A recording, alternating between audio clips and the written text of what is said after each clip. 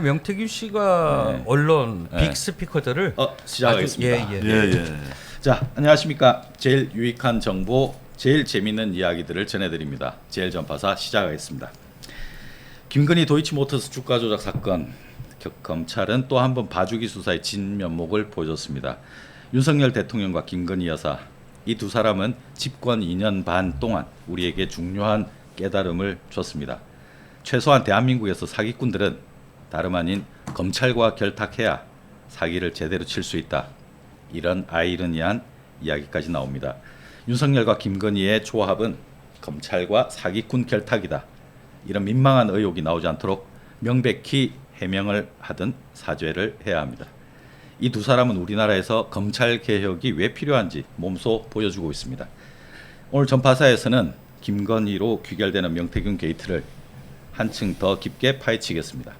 명태균과 김건희가 처음 만나자마자 제일 처음 작업한 것이 무엇인지, 또 김건희 십상시 7인방의 면모와 또 삼총사는 또 뭔지, 보수 진영이 괴멸의 길로 들어선 정황, 명태균의 새로운 계획이 또 무엇인지 등을 낱낱이 짚어보겠습니다.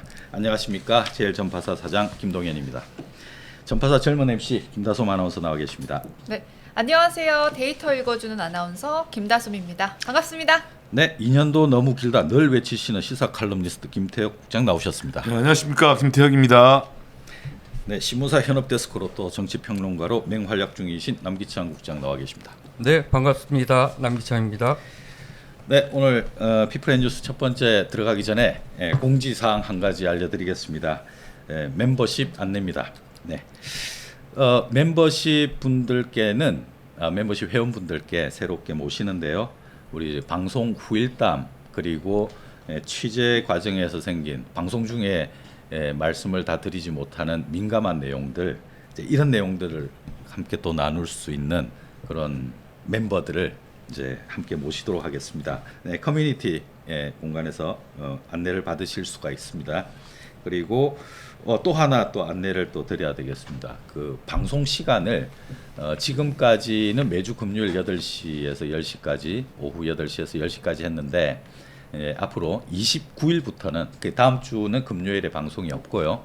그 다음 화요일, 앞으로는 이제 화요일 오후 8시부터 10시까지 방송을 하도록 하겠습니다. 네. 그러면 다음 주에는 화요일 날 방송하는 거죠? 아닙니다. 다음 주에는 방송이 없고, 오프예요. 없고 29일에 화요일 날 이제 저희들이 방송을 매주 이제 화요일입니다. 매주 화요일. 저희가 곧 구독자 1,000명을 돌파할 예정이잖아요. 네, 그래서 조금 더 우리 구독자 여러분들에게 가까워지고자 금요일엔 사실 사람들이 뭐 이것저것 많이 하니까 화요일로 옮기게 됐습니다. 다음 주 방송이 없는 게 아니라 다음 주 방송은 계속 나가는데 우리께 이제 업로드되고 되는데 이제 그다음 오늘 말고 그다음 하는 게 29일입니다. 화요일 날 오후 8시. 그리고 멤버십 안내 커뮤니티 공간에서 안내 받으시고 이제 들어오시면 정말 민감한 이야기들 함께 나누실 수 있겠습니다. 그 멤버십 회원들과는 우리가 함께 취재할 내용들, 앞으로 어떤 내용들을 좀 알아보면 좋을지, 그런 것들도 같이 이제 의견 나누면서 그렇죠. 이야기도 여러분들께서 의견을 주시면 그와 관련해서 또 저희가 취재를 해볼 수도 있고 또 우리가 그런 민감한 이야기도 함께 나눠볼 수도 있거든요. 네, 많거든요. 취재하다가 중간중간에 이야기를 쭉 풀어나가다가 이건 진짜 나가도 될래나 하다가 머뭇머뭇하는 것들이 있는데 이제 우리 저기 멤버십 회원분들과는 그 이야기들을 허심탄회하게 나눌 수 있도록 친근하게. 그 취재 후 방담이라고 해서 그게 제일 재밌는 거죠. 차마 이제 저희가 그 기사로 못 다루는 것들 많이 있잖아요. 네. 일부는 이제 저희 기자들끼리만 알고 있는 맞습니다. 것들, 그다음에 파일 같은 거, 네. 이런 것들을 이제 우리 멤버십 회원분들에게는 우리가 전달해 드리면 멤버십 회원분들의 이제 또 그 충성도가 더 높아지지 않을까. 지금 뭐 우리 방송 중에 어느 정도 이야기가 나올 수도 있는데 그 지금 공익 제보자로 그 명태균 게이트의 그 강혜경 씨 이제 공익 제보자 1호로 민주당에서 지금 그분을 이제 보호를 하려고 하는데 또 2호도 지금 한 분을 또 모시려고 합니다. 그분도 굉장히 또 네네. 중요한 그 네. 증언을 많이 하실 그렇습니다. 분으로 그분은 알고 있어요. 우리 제일전파사에서 지난 9월 5일부터 취재를 하고 있었습니다. 계속 만나고 진해에 가서도 만나고 또 서울에 와서도 또 우리 제일전파사의 여의도 아지트가 있지 않습니까? 네. 네. 여의도 아지트에서 또 모시고 말씀도 좀 나눠보고 했는데 이제 그런 민감한 후일담들을 우리 멤버십 회원들 분들과 함께 나누도록 하겠습니다. 자, 서두가 좀 길었습니다. 자, 피플앤뉴스 첫 번째 시작하도록 하겠습니다. 자, 이 사진, 네, 요거는 이제 뉴탐사에서 공개를 한 내용입니다. 얼굴과 직책을 공개했는데요. 네. 이 대부분 다 좀 공감하는 분위기입니다. 공감하는 분위기입니다. 대통령실 전현직 비서관 행정관 7인. 한남동 십상시로도 불립니다. 이들은 김건희 여사와 직통하면서 권세를 가지고 누린다라는 이런 오명을 지금 듣고 있는데요. 본인들은 아마도 다 부인하고 하겠습니다만 이제 이 내용은 이제 언론계에서는 이미 뭐 기정사실로 보고 있고요. 이제 이분들이 그 진면목이 뭔지 좀 살펴보기로 하고 그리고 이분들 이야기가 나오다 보니까 권성동 의원은 한동훈 측을 겨냥해서 도곡동 7인에 7대7 무슨 패싸움하는 것도 아니고 뭐 한남동파 도곡동파 그렇죠. 뭐 이런 뭐 건달들 패싸움도 아니고 약간 조폭 같아요. 그렇죠. 이제 그런 이야기가 나오고 있는데 하여튼 이분들에 대한 이야기 왜 이렇게 나왔는지 또 삼총사 이야기는 뭔지 삼총사가 몇 가지가 좀 되지 않습니까? 그러니까 뭐 저기에 보면 네. 어차피 이제 사진이 공개됐으니까요. 국정기획 라인 네. 지금 3명이 걸리죠. 국정기획 김동조 비서관, 김동조 비서관을 필두로 해서 강기훈 선임행정관, 그다음에 문제 그 황정호 행정관, 문제 황정호 행정관. 그렇죠. 네, 그 김대남 비서관이 네. 황정호 행정관한테 네. 자기 이제 자리 좀 부탁을 해야 되겠다라고 그렇죠. 지목했던 네. 그 황 비서관인데 3명이 이제 국정기획 라인이잖아요. 네. 그래서 저렇게 3인방이다라고 네. 이제 불리기도 하죠. 네. 그리고 저 중에 이제 젊은 3인방이 또 있습니다. 그 김동조 비서관을 제외하고 김동조 비서관은 그 김건희 여사와 나이가 비슷하고요. 한 살 차이인가 그렇고 강기훈 김성룡 행정관, 황정호 이 세 사람이 그쵸. 이제 행정관 3인방. 행정관 3인방. 행정관 3인방. 저 중에 이제 김성룡 행정관 저 사람은 저 7명 중에 이제 그 정치 짬밥이 제일 오래됐습니다. 그렇죠. 박근혜 정권 때부터 이제 있었던 사람이고요. 완전히 이제 어렸을 때부터 이제 바로 정치계에 발을 들여가지고 계속 이제 성장을 해오다 보니까. 근데 저 7인방들의 면면을 보면 네. 일부는 김건희 씨의 코바나 컨텐츠 때부터 인연을 맺어온 분들 네. 라인하고 그다음에 윤석열 대통령 네. 검찰총장 시절부터 이제 그 친구의 아들이라든가 네네. 요렇게 나뉘어져 있는데 네. 사실은 이제 우리가 박근혜 최순실 국정농단은 비선 실세가 움직여서 문제였잖아요. 그렇습니다. 근데 예. 사실은 저 7인방은 비선은 아니에요. 엄연히 그렇죠. 용산 네, 대통령실에 네. 공식 직책을 갖고 있잖아요. 네네. 근데 문제는 저 왜 7인회가 문제냐 하면 그 공식적인 직함을 갖고 있으면서 대통령이 아니라 네. 우리가 선출하지 않은 권력 네. 김건희 지금 뭐 실세죠. 네. 실세 중에 실세. 네. 김건희 씨를 위해서 움직인다라는 거죠. 수족. 그래서 네. 뭐 심지어는 그 비서관 회의 때 네. 수석 보좌관 회의가 있을 때 네. 그 비서관 하나가 들어가서 네. 김동조겠죠. 그렇죠. 김동조겠죠. 네. 비서관 보면 그렇게 해서 대통령하고 은밀히 나눴던 정책 관련 이런 그 중요한 거잖아요. 네. 이게 네. 그 2급 뭐 그 비밀인가 뭐 취득한 사람들만 네. 알 수 있는 네. 그런 중요한 내밀한 정책적인 정보를 네. 이제 여사한테 네. 보고를 한다라는 거죠. 네. 그럼 여사가 거기서 또 컨트롤 타워가 돼서 네. 그렇다라고 하면 공식 직책을 갖고 있는 사람들이 네. 그 선출되지 않는 여사를 위해서 일을 한다라고 하면 네. 이게 비선 아니냐 그런 문제가 생기는 거죠. 지금 7인방인데 예. 윤석열 대통령도 저기 넣어서 8인방이라고 해야 안 됩니까? 아 그렇게 또 해석하면 네, 또 그러네요. 김건희 여사를 위해서 예, 열심히 하는 네. 우리 공직자들. 근데 아니, 재미는 여기서 네. 김건희 여사를 이모 삼촌으로 불렀다는 분이 누구예요? 황종호 황종호. 행정관이죠. 저 황 행정관이 네. 강원도 동해에 보면 네. 아, 또 강원도 이번 그렇죠. 정부에 강원도가 권성동 그다음에 황종호 행정관의 아버지가 있어요. 아. 전기공사업으로 아주 동해에서 유명합니다. 돈을 많이 버신 분이에요? 그렇죠. 지역 유지인 거죠. 강원도 동해시. 그리고 윤석열 대통령이 검찰 시절부터 셋이 아주 친했어요. 네. 그리고 문제의 그 동해 삼척 쪽에 무정 스님이라고 있어요. 스님은 무정 아닌데 또 네. 스님이에요? 예예. 그분이 김건희 씨와 윤석열 검사를 중매를 섰다는 거 아닙니까? 그만큼 사적으로 골프도 자주 가고 그러니까 이제 황종호 행정관은 작은 아버지 이모 작은 엄마라고 부르고 예. 아주 친척처럼 지낸 거예요. 그렇죠. 그리고 유명했던 사진 하나 있는데 윤석열 대통령이 검찰총장 그만두고 네. 윤봉길 기념관에서 왜 이제 자기 대선 네, 뭐 네. 출마의 변을 밝히는 날 네. 오전에 둘이 그냥 잠바 입고 네. 그 유명한 그 윤석열 대통령은 그 천안함 모자 네. 그거를 쓰고 잠바 입고 둘이 이렇게 걸어가요. 네.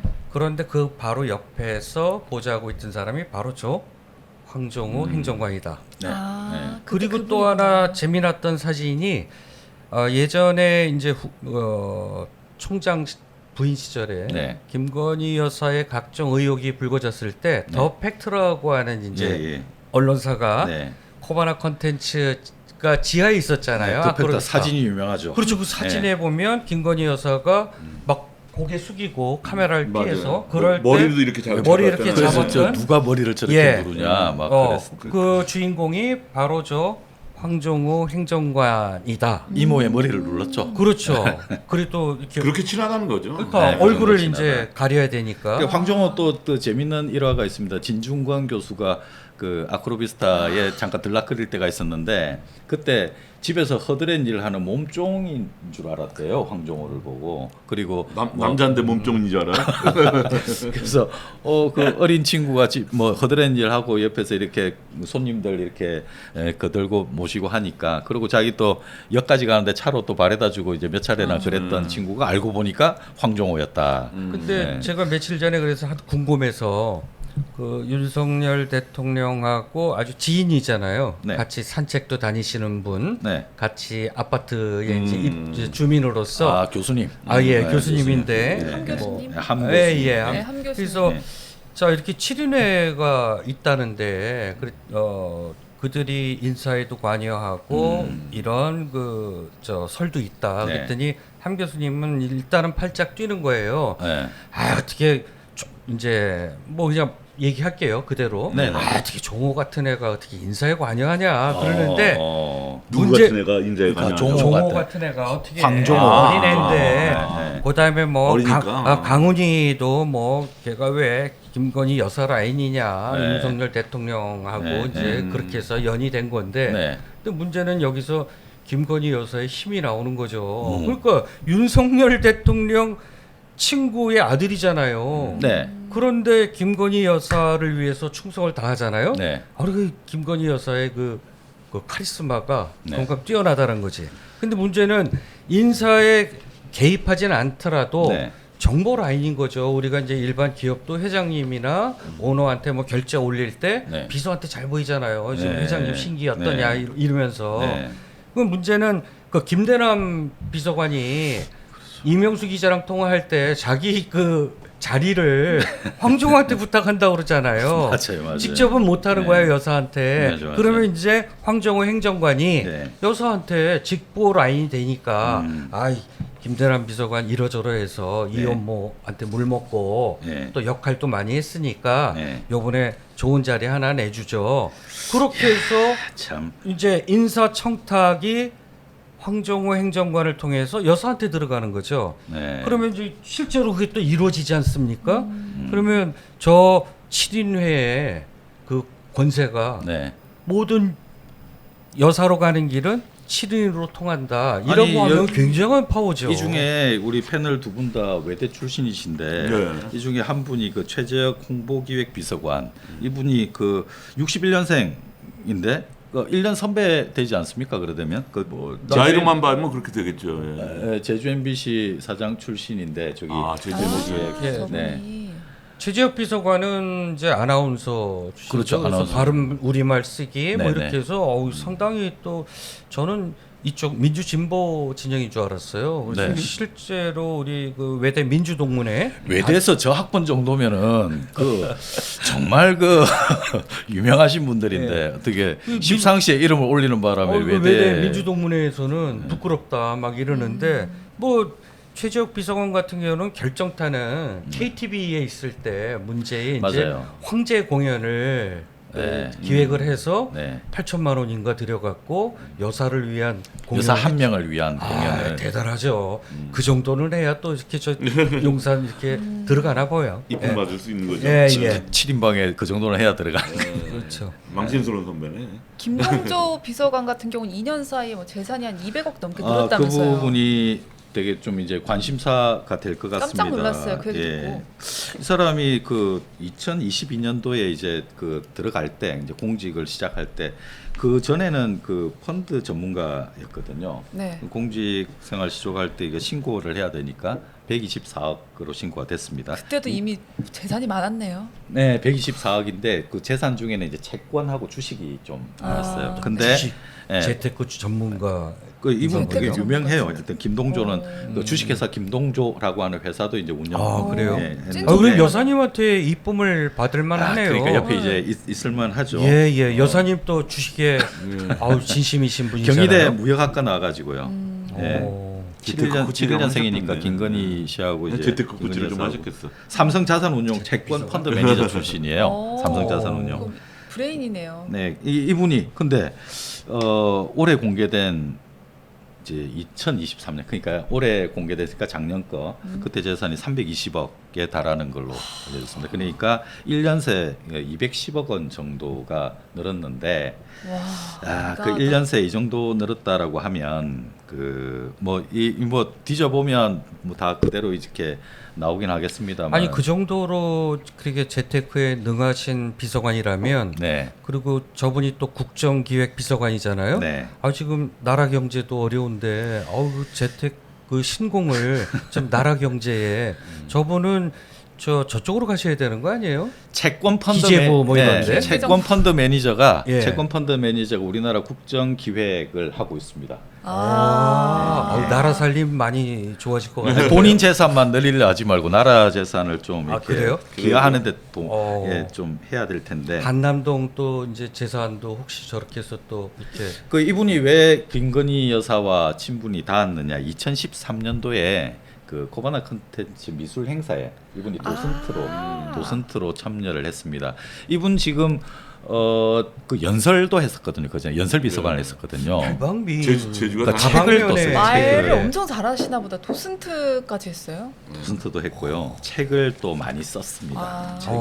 작가도 그러면 하고. 인문학적인 깊이도 소양이 상당하신 있네요. 것 같고 재테크에도 능하시고 팔방미인이라 어우, 예, 아주 뭐 그 대통령실 들어갈 만한 뭐 재능을 갖고 계시네요. 주목받는 사람입니다. 그래서 김동조 비서관 강기훈은 또 체리 따봉으로 유명했던 사람이죠. 예전에 그 정권 초반에 권성동 의원이 찍혔잖아요. 사진이 대통령하고 문자 맞습니다. 주고받는데 텔레그램 주고받는데 맞아요. 체리 따봉이 이준석 날릴 때 그래서 그게 이거 그 밑에 이제 강기훈이라는 이름이 또 있어요. 그래서 맞아요, 이 맞아요. 강기훈이 누구냐, 대체 맞아요. 누구냐 다 뒤져본 거예요. 강기훈이 누구지?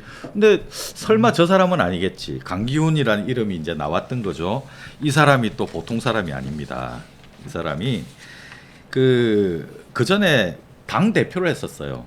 젊어 보이는데 나이가 몇 살이에요? 강기훈. 저 사람이 나이가 80년생이니까 이제 40대 그렇게 엄청 젊진 않군요. 자유의 새벽당이라고 하는 당을 장당했었어요. 예. 그러다가 맞습니다, 이제 맞습니다. 권성동한테 스카웃 됐어요. 맞습니다. 네. 처음 들어보는 당인데 그런 당 자유의 새벽. 예. 그러니까 젊은 대한정당 보수의 대한정당이다 해서 이제 그걸 만들어서 이름만 들어도 보수 정당 같네요. 예. 자유의 새벽당. 아무튼 그 권성동이 영입을 해서 권성동 쪽이죠. 이제 그 사람이 이제 그 이준석이 그때 막 그 위원장 선대위원장 던지고 막 갈등 있고 할 때 젊은 층의 어떤 그 브레인으로 이렇게 영입을 해왔는데 이 사람이 그걸 했었어요. 그때 우리 기억나실런지 모르겠는데 단문 프레이드라 그래가지고 짧게 그 뭐라 그럽니까 그 뭐 여성가족부 폐지 7개 맞아요. 네네네. 이걸 계속 이제 그 아이템을 제공했던 거죠. 선거운동 기간 중간에 몇 가지가 있어요. 뭐 주적은 북한 이제 이런 키워드도 있고 장병 월급 200만 원. 네, 그것도 이 사람 작품이고. 약간 이준석 스멜이 나는데요. 그래요. 네, 그러니까 이 야심이 있는 친구예요. 자기가 저 당을 만들어서 이제 그리고 결국은 이 사람이 나중에는 군기반장 소리까지 들어요. 그 전체 47개 정부 부처의 그 대변인단들 있잖아요. 그러니까 이 사람은 이제 그 대통령 그 후보 시절에부터 이런 그 단문 메시지 전달에 이제 그 아주 핵심적인 역할을 했기 때문에 이제 군기를 잡는 거죠. 자, 47개 부처 대변인단의 군기반장 이런 별칭까지 갖고 있고 그래서 김동조 비서관과 황종호 행정관 사이에서 아주 이제 권세를 이제 누리는 이제 그런 역할까지 했습니다. 권세를 누릴 만한 또 재능들이 있네요. 김대남 비서관도 사실은 선임 행정관이었잖아요. 그죠? 네. 그 이명수 기자하고 1년간 네. 그 대화를 나누면서 온갖 못된 그렇게 해서 결국은 그 어렵게 얻은 그 네. 감사 자리 사퇴도 하고 네. 그 알고 보니까 또 함 교수님 또이 지도 교수랍니다. 누구의 지도 교수? 김대남 비서관. 그렇구나. 그래서 함 교수님이 그만둬라. 그까짓 거 1년에 뭐 3억 얼마 그거에 네. 연연하지 말고 네.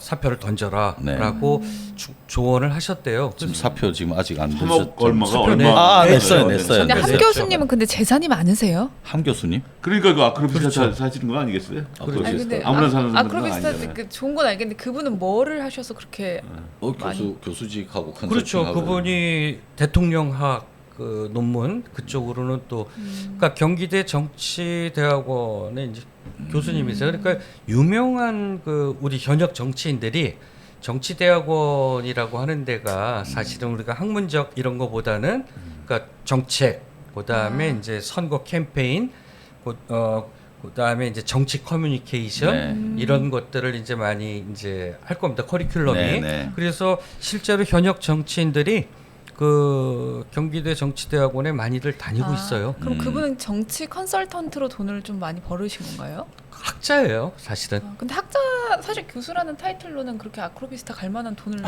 벌 수가 없는데. 처가가 혹시 또 뭐 잘 사시는지 제가 다음에 한번 물어볼게요. 그냥 개인적인 궁금함이 왜냐면 그러니까, 3억을 너무 쉽게 말하니까 말씀하신 대로. 예. 맞아요. 그걸 쉽게 너무 쉽게 포기하라고. 말하니까. 김다솜 앵커가 지금 그 질문을 하니까 저도 궁금해졌어. 아니 어떻게 저도 강단에 쓰긴 써봤는데 돈 어떻게 못 벌잖아요. 대학 교수가 아크로비스타에 살지? 그리고 3억을 마치 한 3천만 원 말하듯이 말씀하시는데 지금. 이분이 학교를 빨리 그 교수직을 빨리 잡지 않았나요? 고려대에 그때 그랬죠.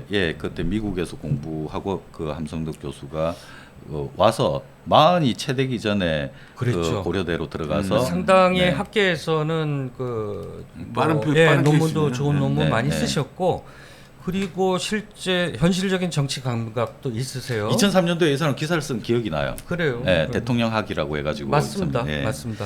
그리고 그랬던 뭐 지난번에 이재명 대표하고 윤석열 대통령하고 최초이자 앞으로도 또 없을 것 같아요. 최초이자 마지막이 될 수 있는 영수회담을 그분이 중간에서 조율을 했죠. 아까 강기훈 그 선임 행정관 이야기 중에 요 네. 이야기는 꼭 해야 될 것 같은데 지난 6월에 이 사람이 음주운전으로 면허 취소가 됐어요. 그랬죠. 네, 그래서 이 사람이 뭉개고 있었어요. 보통 그러면은 사실 그 나와야 되는데 행정관이 면허 취소 수준의 사고 이제 음주가 됐으면 그래서 이제 안 나가고 있다가 7월 19일에서야 나갔어요. 직무 배지가 됐어요. 이제 근데 또 복귀할 거란 이야기가 들립니다. 아니, 뭐 7인방 파워가 대단한 것 같은데 여사님이 복귀할런지 예, 모르겠어요. 여사님이 뭐 마음만 뭐 먹으면 네. 복귀할 수 있는 거 아닐까요? 야, 이 한 꼭지 다 이야기하려면 이거 시간이 그러니까. 많이 네, 걸릴 네. 텐데 벌써 30분이 넘었어요. 그러니까 한국 얘기하는데. 이기정 저기 앞에 저 보이는 저분 제일 처음에 나와 있는 의전 네. 비서관 저분은 그 CBS에 계시다가 이제 YTN 정치부에서 일했었고 이분도 이제 김건희 여사하고 문화예술 부분에서 인연이 닿았습니다. 그때 2023년에 의전 비서관이 됐는데 이분이 그때 언제죠? 2021년도에 대한민국 장애인 무용 국제 무용제에서 그때 만나서 그 멤버가 있었거든요. 그때 강신업 씨가 건희사랑 회장이었던 강신업 씨하고 같은 멤버라 가지고 인연이 닿아서 예, 김건희 라인이죠. 저분은 전형적인 YTN 출신의 김건희 라인. 아까 최재혁 제주 MBC 사장도 이제 그런 인연이 있었고요.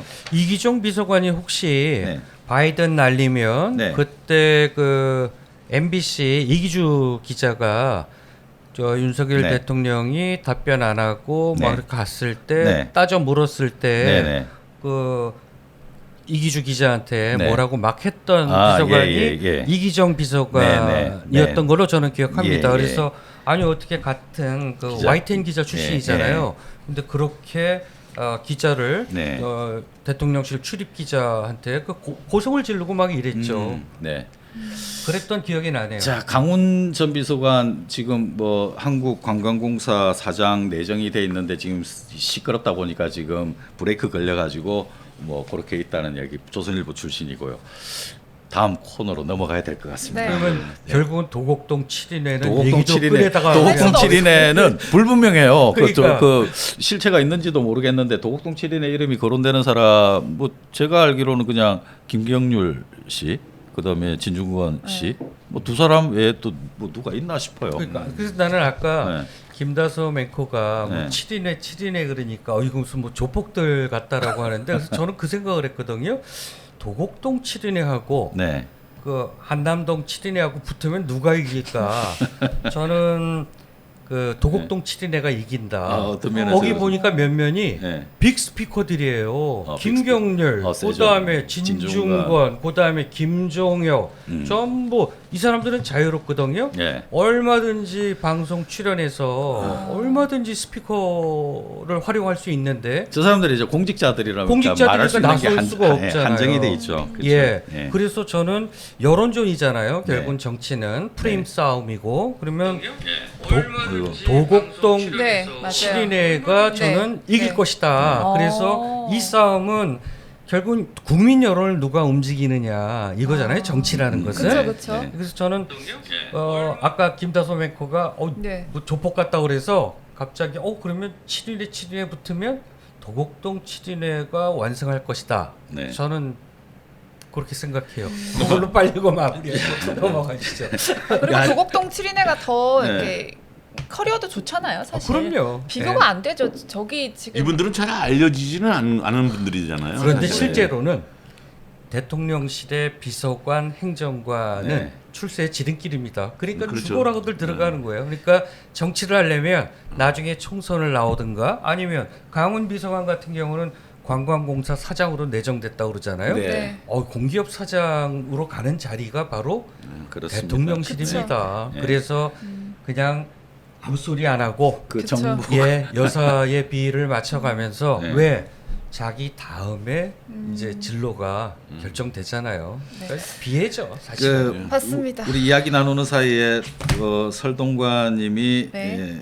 쏴주셨습니다. 어머, 슈퍼챗 어머. 쏴주셨어요. 네, 쏴주셨고요. 설동관님 감사합니다. 고맙습니다. 설동관님이요. 그리고 오버페이스님께서 정권이 조기에 바뀐다면 검찰 개혁이 첫 번째가 돼야 할 것입니다. 아하. 무슨 말도 안 되는 의혹들을 무효화 하는 게 지상파 뉴스는 더 이상 볼 수가 없는 지경이네요. 저희가 맞아요. 그 검찰 문제는 네. 다음 에피소드에 네, 이제 네, 다룰 네. 거죠. 예. 네. 네. 브랜드 K씨가 회비가 있나요? 멤버십 이야기 4,900원이죠? 4,990원으로 모시겠습니다. 아, 월 990원이면 저희가 4,990원인데 정말- 왜 그 금액을 정했냐면 취재하는 과정에서 이 현장들을 다니시니까 뭐 저도 마찬가지고요.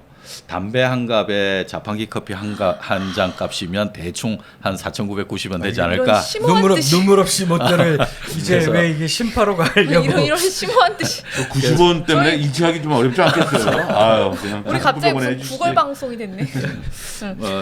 저희 아무튼 넘어가실까요? 네, 피프렌 뉴스 두 번째 스토리 네, 윤핵관. 맞습니다. 네.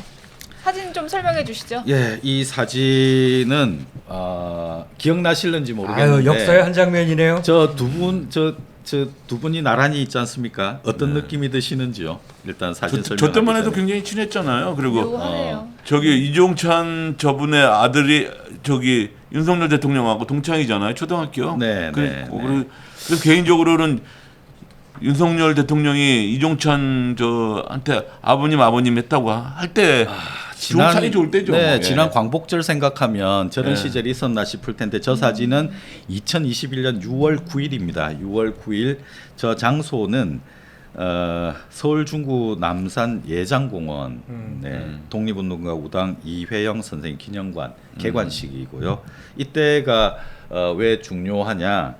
6월 9일에 이 윤석열 전 검찰총장 당시 전 검찰총장이 3개월간 자맹을 뒤로 그렇죠. 하고 처음으로 맞아요. 공식 행보를 시작한 겁니다. 그러니까 3개월 동안에 이 사람이 대권 나오나 안 나오나 계속 네. 그러고 있었는데 이제 첫 등장을 한 거죠. 출사표 던질 때잖아요. 출사표는 이제 6.29 6월 29일 29일 전날로부터 날 20일 후에 출사표를 던지는데 이때 이제 공식 행보를 시작해서 이제 요 20일 사이에 나중에 이야기하겠지만 우리가 지금 이야기되고 우리가 거론하고 있는 명태균 게이트의 역사적인 이 비극적인 만남이라고 해야 되나? 이제 그런 만남들까지 쭉 있는데요.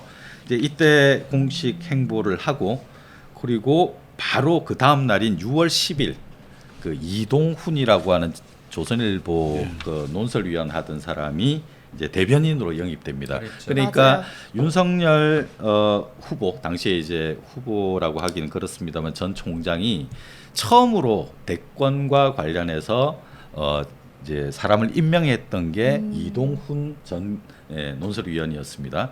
그리고는 이제 이 이동훈 논설위원이 윤석열의 그 대변인 역할을 하면서 이제 각 기자들을 응대를 했던 거죠. 조선일보 기자 출신이.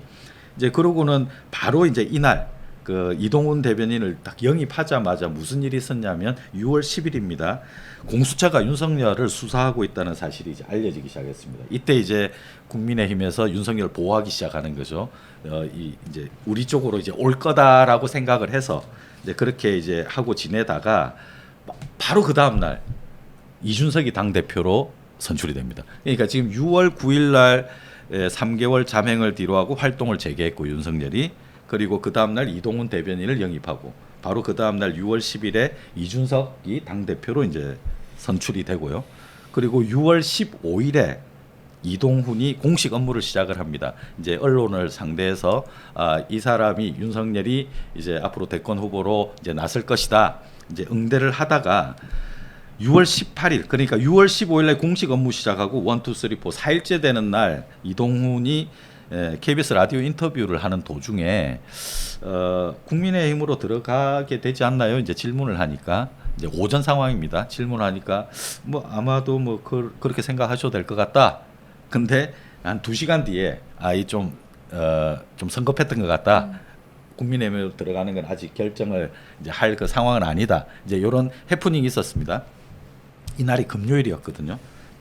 근데 그날 금요일에 명태균과 김건희가 만났습니다. 네. 저녁에 만났는데 거기가 아크로비스타 아케이드 그 상가에 네. 거기서 이제 갈비탕을 명태균이 먹고 있었습니다. 두 사람만 만났습니다. 네. 둘 다 초면이거든요.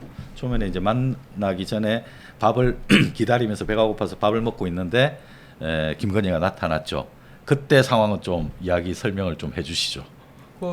그때 상황을 어떻게 하시나요? 뭐 많이 알고 예. 얘기 많이 나오고 있는데 뭐 조상의 공덕을 많이 쌓아서 이제 이분을 만나게 됐다. 네, 김건희가 예. 명태균에게 그런 이야기를 했죠. 그랬더니 또 명태균 씨가 김건희 여사에게 그 무슨 이제 주술 배우듯이 저는 그 얘기 듣고 소름이 좀 끼쳤는데 그 윤석열 후보는 네. 그 총장은 네. 이제 장님 무사고 네. 그 여사님은 안진뱅이 주술사다. 네. 이런 얘기를 했다는 거예요. 거기에 여사님이 그냥 한 방에 가셨답니다. 맞다. 어쩌면 이렇게 맞힐 수가 있느냐. 그래갖고 그때부터 명선생님 이제 조금 이따 나오겠지만 그 문제 카톡 네, 오빠 맞아요. 카톡이 까질 네. 때도 네. 명선생님 그러잖아요. 아주 그냥 뭐 굉장한 분으로 모시잖아요. 네. 그래서 그때부터 두 분의 관계가 시작됐는데 네. 보면은 뭐 글쎄 이거는 이제 뭐 과학적인 건 아니고요. 네. 뭐 하나의 소설이자 뇌피셜인데 지난 방송에서 제가 그런 말씀 한 적 있었어요. 선수는 선수를 알아본다.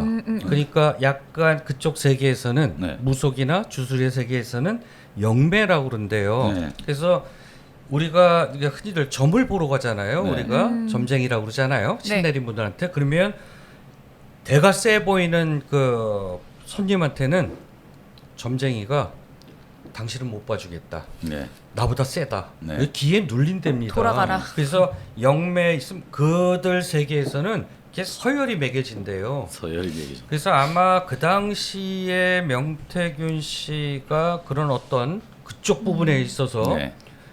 여사를 이렇게 좀 압도하는 듯한 네. 그래서부터 약간 과학적이지 않은 이런 어떤 그 관계가 또 이어지지 않았냐. 네. 이때 명태균 씨한테 명태균 씨가 이제 여사님한테 뭐 중요한 얘기 했다면서요. 3가지 가진 사람 다 쳐내라. 뭐 서울대 출신 뭐 그 뭐예요? 그때 이제 명태균이 정확히 이야기한 게 아니라 그런 말을 한 게 아니라 네.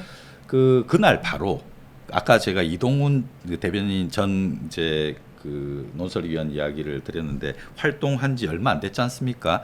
6월 18일에 KBS 인터뷰가 있었고 정정 보도가 있었고 그리고 6월 18일 저녁에 명태균과 김건희가 만났고 6월 19일에 이동훈 대변인이 사의를 표명했습니다. 네. 날라간 거죠. 그때 건강상의 이유로 나 사의를 표한다. 그때 막 대체 왜 이런 일이 벌어지냐? 며칠 안 됐잖아요. 그쵸. 며칠 안 됐었는데 근데 이때 6월 18일 김건희와 명태균이 처음 만난 날 그날 바로 명태균이 김건희에게 이동훈은 적합하지 않다. 대변인에 적합하지 않다. 그 이유를 들었을 때 조선일보 출신이라서 적합하지 않고 좀 권위적이다. 뒤에 그 언론사가 있는 것처럼 보이기 때문에 이런저런 이야기를 이제 했는데 본인은 잘라라고 한 말이 아니라 했을 뿐인데 네. 바로 다음 날 날라가더라. 이동훈이가. 그래서 두 사람이 만나자마자 첫 작업은 사람 날리는 거였어요. 그렇죠. 그것도 이동훈이 얼마나 중요한 사람이었냐 그러면 윤석열이 3개월의 자맹을 하고 처음 등장해가지고 6월 9일에 등장해서 10일에 뽑은 사람이니까 그 전에 얼마나 준비를 했겠습니까? 이동훈 씨라고 하는 사람하고. 근데 준비를 했는데 이 사람이 그냥 며칠 만에 날아가 버린 거예요. 명태균과 만나자마자 바로 다음 날. 그리고 그게 이제 이동훈이 사의를 표명한 게 6월 19일. 그러니까 명태균과 김건희가 만난 바로 다음 날. 그리고 6월 20일 그 다음 날 이동훈은 이제 사퇴를 이제 합니다. 그쵸. 그리고 6월 29일 6.29에 윤석열 대권 도전이 이제 공식 선언이 되고요. 그렇죠. 근데 이 과정이 20일 동안 벌어진 과정인데 이 20일 동안 벌어지는 이 과정에 대해서 좀 소상히 알고 있는 분이 아까 이야기 나왔던 함성덕 교수가 이 윤석열 요 동네 이제 형님 동생 지간이고 김건희 제가 알기로는 미래한국연구소 핵심 관계자들의 증언에 따르면 명태균과 김건희를 만나게 소개를 알려준 이제 장 본인이었다. 보수 진영이 쑥대밭이다 이런 얘기가 참 많잖아요. 네. 그렇죠. 두 분은 어떻게 생각하세요? 그래서 저는 이제 네. 기사를 쓸 겸 해서 아니 명태균 씨가 뭐 온 나라의 블랙홀이에요. 네. 내놓으라는 보수의 그 대권 주자들 한 방에 다 날리고 네. 궁금했던 거예요. 정말 명태균 씨가 실제로 어떤 역할을 했기 때문에 이렇게 날리고 그다음에 문제 그 말을 안 들으면 그 카톡을 오픈해 갖고서 그냥 온 나라를 그냥 뒤집어 놨잖아요. 그러면 이 대목에서 그 윤핵관들은 도대체 어떤 역할을 했길래 그 당시 우리는 윤석열 대통령 만들고 대통령이 된 다음에 인수위부터 시작해서 윤핵관이 핵심 우리 모든 걸 움직인다고 생각을 했잖아요. 네. 그 윤한홍 네. 그다음에 권성동, 네. 정진석도 있었고 장제원도 있었고 네. 문제 또 용산 그 국방부 청사로 갔을 때 이게 적합한가 아닌가를 들여다 그때 윤한홍 의원이 가서 진두지휘하고 네. 한 달 만에 한 게 윤한홍 의원이잖아요. 네, 네. 지금 국방부 장관하고 있는 김영현 네. 그 전 경호처장하고 그래서 물어봤는데 결과적으로 명태균 씨가 지금 현재 이렇게 온 나라를 휘젓는데 네. 그 함 교수님은 100% 윤핵관 탓이다. 윤핵관 아. 탓. 윤핵관이 윤석열 대통령이 결정적인 고비고비마다 네. 아무런 역할을 못했다. 그게 실제로 드러났던 게 그러니까 윤석열 대통령이 국힘에 이제 입당하냐 마냐 막 이랬었잖아요. 근데 네. 사실은 그 입당하는 날짜도 명태균 씨가 정해준 날 입당했어요. 그래서 이준석 당대표도 없는 날 호남 내려가 있을 때 네. 입당식을 네. 했어요. 그래서 그 유명한 패싱 입당이다 막 이랬는데 이게 나를 잡아준 거예요. 그냥 거의 명태균 씨가 이날 그냥 입당하셔라. 그래서 그냥 입당하러 간 거예요. 그리고 지금 이게 대권에서 중요한 부분은 뭐예요? 그 이준석 당대표하고 그다음에 이준석의 멘토가 누구였죠? 김종인 위원장이 또 킹메이커니까 그쵸. 이 둘을 그 캠프로 끌어들이고 네. 도움을 받아야 되는데 네. 4선 5선 되는 중진들이 실제로 많이 이렇게 자리를 만들려고 네. 했다는 거예요. 윤한홍 뭐 정진석 할 건 없는데 해도 안 됐는데 어느 날 명태균이라는 사람이 혜성처럼 나타나서 일주일 만에 싹 정리를 하더라는 거야. 그렇죠. 사실 명태균 씨 처음에 나타나가지고 이런저런 얘기할 때 저 사람 허풍이 좀 심하다라고 생각했어요. 네. 예. 지금 뭐 저렇게 전진전능할 수는 없는 건데 네, 뭐 네. 모르는 사람도 없고 네. 증거도 다 갖고 있다고 했는데 네. 시간이 지날수록 느끼는 게 뭐냐면 이 사람이 약간의 그 돋보이려고 하는 거 그런 건 좀 있는 네, 것 같긴 네, 한데 전혀 허당은 아니다라는 게 그리고 지금 중요한 게 뭐냐면 이 사람한테 전국에 끌려다니는 게 뭐냐면 이 사람이 그 결정적인 증거를 자꾸 제시를 하는 거잖아요. 저렇게 네, 네. 카톡을 제시한다든가 네, 네. 아니면 어떤 사진을 제시한다든가 이러니까 전국이 계속 이 명태균 블랙홀에 빠져들어가지고 돌아가고 있는 것 같아요. 이 사람이 예. 제시한 카톡 중에 뭐 압권은 이거죠. 오빠요? 오빠 논란에 이걸 나오면서 그 뭐 거의 뭐 다 잠재워 버렸지 않습니까? 근데 저 양반이 굉장히 솔직한 양반인데 오빠는 또 그 김건희 씨 오빠라고 자꾸 얘기하는데 네. 일반 대중 국민들은 저걸 김건희 씨 오빠라고 생각하는 사람은 좀 드물거든요. 근데 이 저기 명태균도 이 부분에서는 예. 그 전에 대통령 맞다라고 이야기한 게 JTBC에 잡힌 게 있어요. 그러니까 이 사람이 지금 최근에 지금 뭔가 또 이 약간 말이 좀 바뀌었는데 이 사람이 그 김진우다 저기서 나오는 오빠가 김진우다라고 하지만 그 전에 이야기하다가 이게 녹음기를 끈 줄 알고 막 말하는 것 같았는데 그렇죠. 기자가 이야기를 물어보니까 아이 그 대통령이 지금 오빠가 누구겠어 하는 그런 거기다가 이야기가 또 나오고. 이준석 대표가 요거 나오고서 곧바로 페이스북에 그렇죠. 네. 그 여기서 얘기하는 오빠는 윤석열이다. 윤석열이다라고 네. 시사를 했잖아요. 네, 네. 근데 저기서 한번 보세요. 저기서도 김건희 / 여사님, 네. 그다음에 가로 열고 윤석열 대통령. 네. 여사한테는 꼭 님을 붙여요. 네. 지난번 김대남 녹취록에서도 네. 여사님 그러죠. 그런데 윤석열 대통령은 지라고 그러잖아요. 네. 그다음에 여사도 저기서 보면 지가 뭘 안다고. 네. 그래서 요즘 대통령 별칭이 지라면서요. 지. 네. 지금 근데 그러니까 여기서 명태균 씨도 실세가 누군지는 아는 거죠. 대통령실이 급해갖고 네. 후다닥다 친오빠 김진우 씨라고 그랬는데 네. 그건 더 큰 문제예요. 그렇죠. 아니 예를 들어서 저런 문제를 국적 중요한 문제를 김건희 씨의 오빠랑 명태균 씨가 또 이렇게 해서 저런 문제를 내밀한 얘기를 오고 갔다라면 이건 완전히 무슨 뭐 명태균은 뭐 김준우 씨하고 뭐 이야기할 그 급이 안 된다라고 이렇게 뭐 무시를 두 번 정도 만났는데요. 네. 뭐 별로 좋은 사이는 아니었고 뭐 좀 김준우 씨가 악평했다 그러더라고요. 뭐 이런 사기꾼 같은 놈이 있다 그러고서 자리 박차고 나갔다고 그래요. 지금 저 문자에서 그 지금 옆에 보면 김재원 씨가 저를 감옥에 보내겠다고 뭐 김재원 너 때문에 지금 이거 깐 거다. 이제 뭐 감당할 수 있을 것 같으면 한번 해보자라고 했더니만 김재원 꼬랑지를 내렸습니다. 그다음에 예정됐던 방송 출연 다 오늘 뭐 급한 일이 있어 못 나간다 그러고. 근데 이 정도면 거의 청와대가 아니라 용산이랑 거의 배틀 뜨겠다 이런 마인드 아니에요? 배틀 떴죠. 그래서 일제히 김재원 그 함구령 내렸고 그다음에 재미난 거는 그 대구 홍 시장님도 저걸 뭐 당장 구속시켜라 고소 고발하겠다 그러더니 페이스북에 고소 고발 안 한다고 그러더라고요. 그러니까 그 명태균 씨가 갖고 있는 폭탄이 세긴 센 거야. 그리고 저거를 저는 이렇게도 해석해요. 저렇게 자꾸 하는 거는 명태균 씨도 약간 속된 말로 쫄았구나. 그렇죠. 그래서 저걸로 협박하는 거예요. 그래서 딜이 들어간 거야. 저거는 자꾸 저렇게 명태균 씨가 얘기하는 가장 핵심은 뭐냐면 구속되기 싫다는 얘기예요. 그럼요.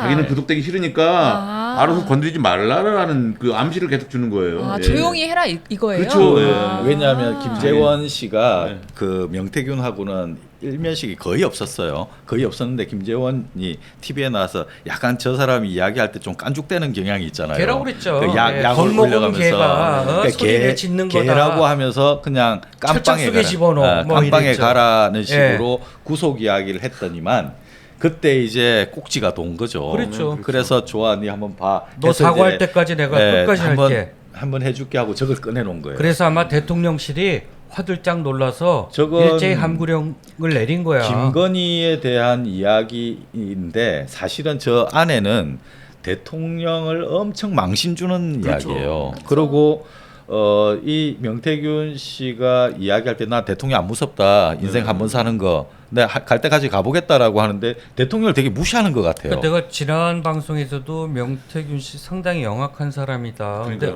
저는 뭐 그 굉장히 영리하고요.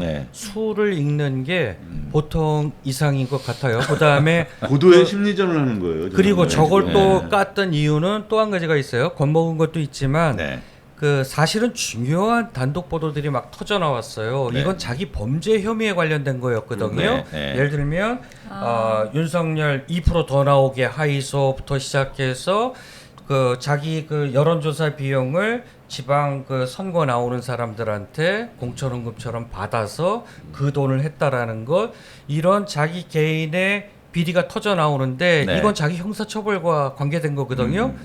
그런 그 와중에 오빠 저 카톡 문자 하나 공개함으로 인해서 그런 단독 보도 정말 특종거리를 다 잠재워 버렸어. 약간 디스패치가 연예인 열애설 터트리는 느낌으로 저거 터트린 그렇죠. 거구나. 그렇죠. 굉장히 영리한 사람이고요.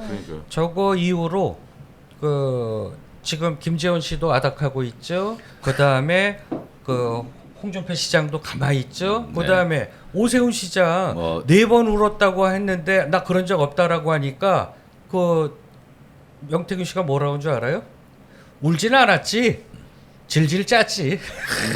아니 왜 그 며칠 전에 보니까 오세훈 시장이 올렸던데 뭐 대가를 치르게 될 것 막 이렇게. 가만히 있잖아요. 근데 오세훈 시장도 다들 초토화되고 그 명태균 씨 앞에서 다 지금 이제 벌벌벌 떠는 형국. 그다음에 용산도 거의 지금 심기 안 건드리려고. 그러니까 명태균 씨 어제는 하루 종일 조용하더라고요. 지금 오세훈 시장에 대해 가지고 이제 이 사람이 아마도 뭔가 이제 있을 거다라고 이제 계속 공격을 하고 그 국감장에서 했고, 그리고 뭐라 그랬죠? 그 고소장 써놨고. 예. 근데 왜 안 그 까냐? 정도로 안 하냐?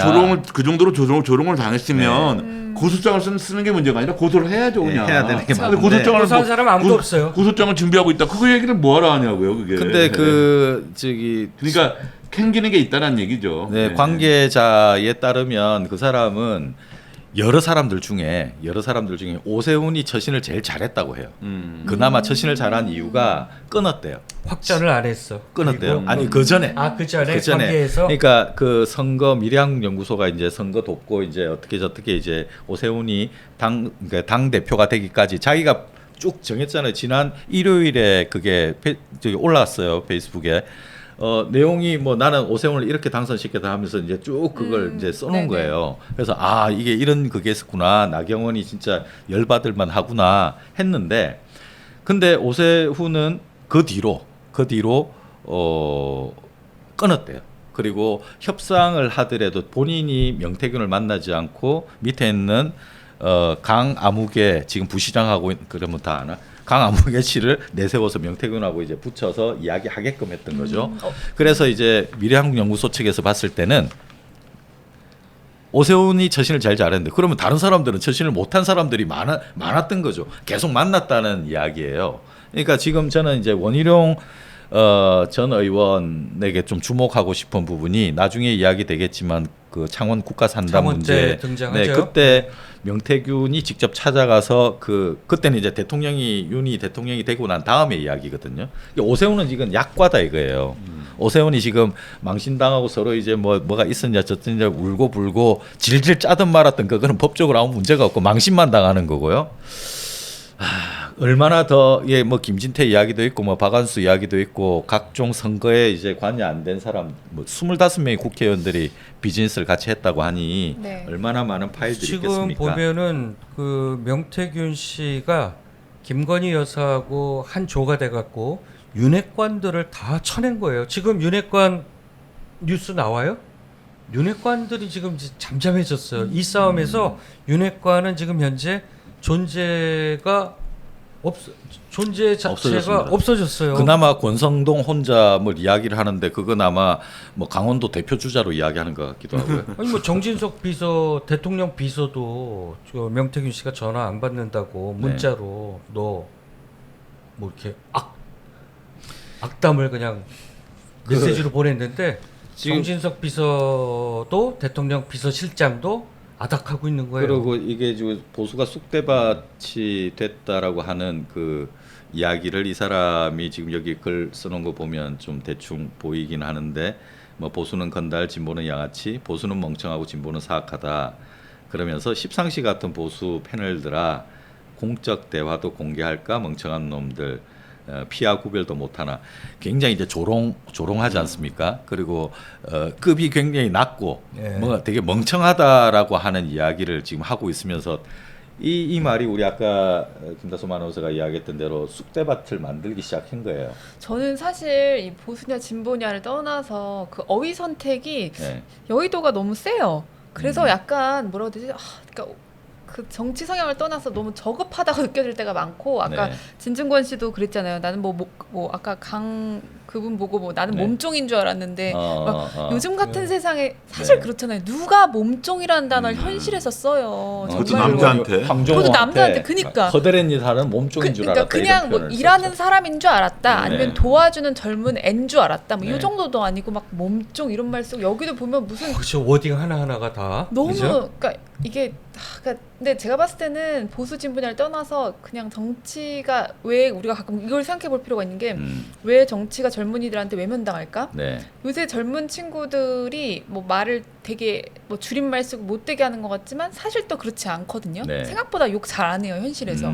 쌍욕도 잘 안 하고. 근데 저는 외면받는 이유 중에 하나가 진보냐 보수냐를 떠나서 너무 저급한 단어, 그러니까 뭐 달빛 창녀라든지 이런 센 단어 있죠. 그러니까 현실에선 절대 안 쓸 것 같은 단어를 만들어서 쓰니까 뭐 이런 거 읽다 보면 그냥 뭔가 마음이. 근데 너무 명태균 불편해요. 씨는 그동안 보여줬던 카톡 내용들이나 이거 글들이 거의 거칠어가지고 저게 거칠다고 생각이 안 들 정도예요. 그렇죠. 워낙 세게 했으니까. 워낙 세게 거칠게 표현을 하니까.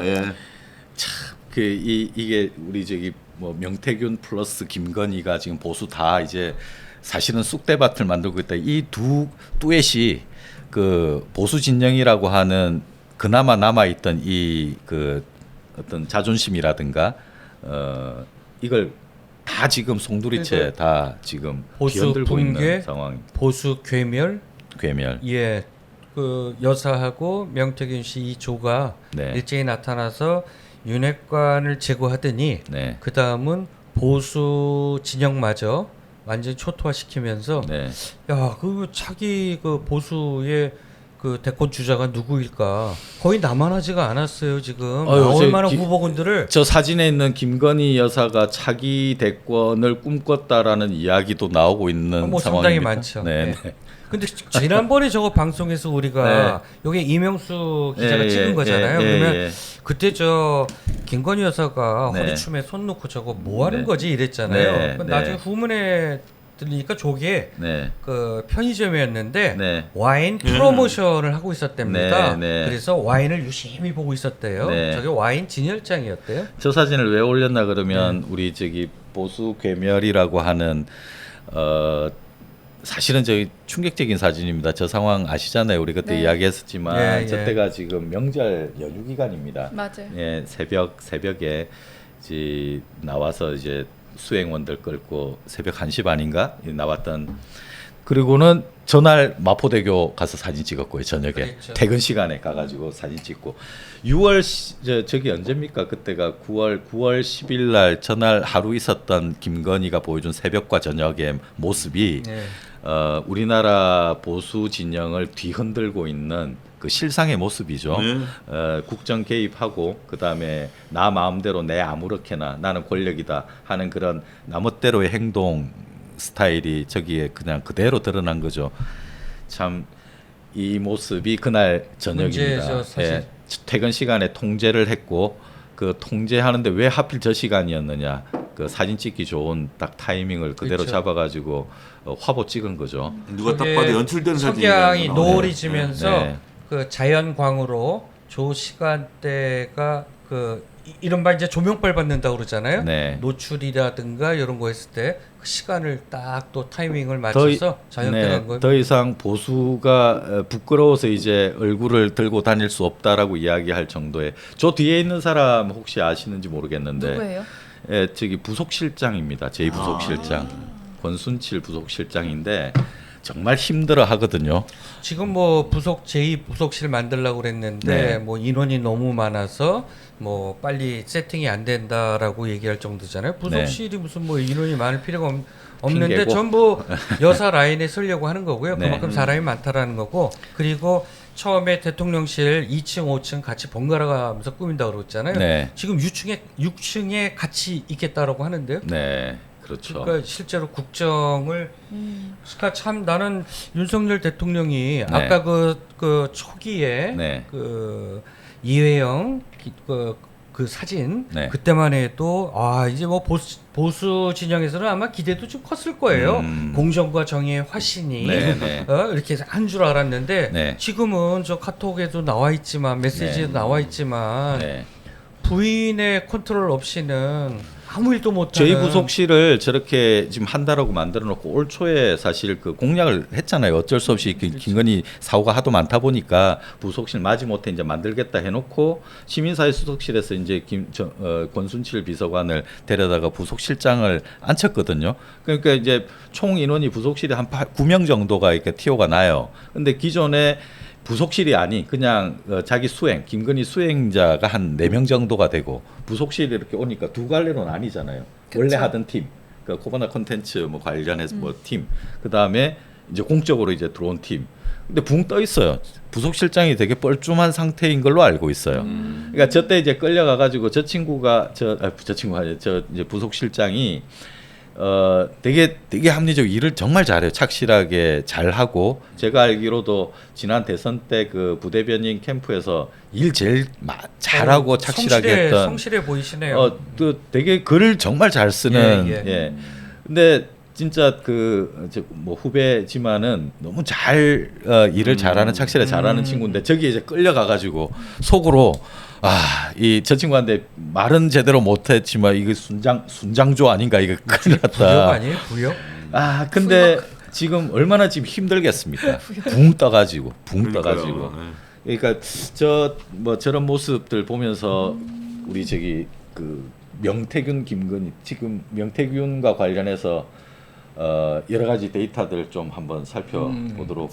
데이터를 한 2가지 정도 준비를 했는데요. 네. 보시면 지금 데이터가 쭉 낮았다가 14일을 네. 기점으로 이제 작심 폭로죠. CBS 나와서 작심 폭로하겠다. 21분 동안 진짜 안 쉬고 래퍼처럼 말했던 다다다다다다 말했던 그때를 기점으로 이제 조금씩 상승 곡선을 탔고 또 15일 결국에 우리가 아까 말했던 오빠 카톡을 통해서 굉장히 이제 최고조 정부량의 최고조에 올랐는데 이거는 명태균이라는 키워드를 뭐 네이버에 검색한 게 아니라 블로그랑 뉴스라는 겨우 2개의 채널에서 명태균이라는 단어를 썼던 사용량을 말합니다. 그래서 그만큼 이제 결국에 이런 양상이 있어요. 명태균 씨가 뭐 하는 터트리면 그 다음 날 뭐 JTBC, CBS, KBS 온갖 언론사서부터 우리 같은 이제 유튜브들도 이제 그래서 그 다음 날이 결국에는 정부량이 가장 높아요. 터트리고 난 그 다음 날. 그러고 나서 어제는 좀 다시 또 뭐가 없잖아요. 보통 한 2-3일 동안 조용히 있으시잖아요.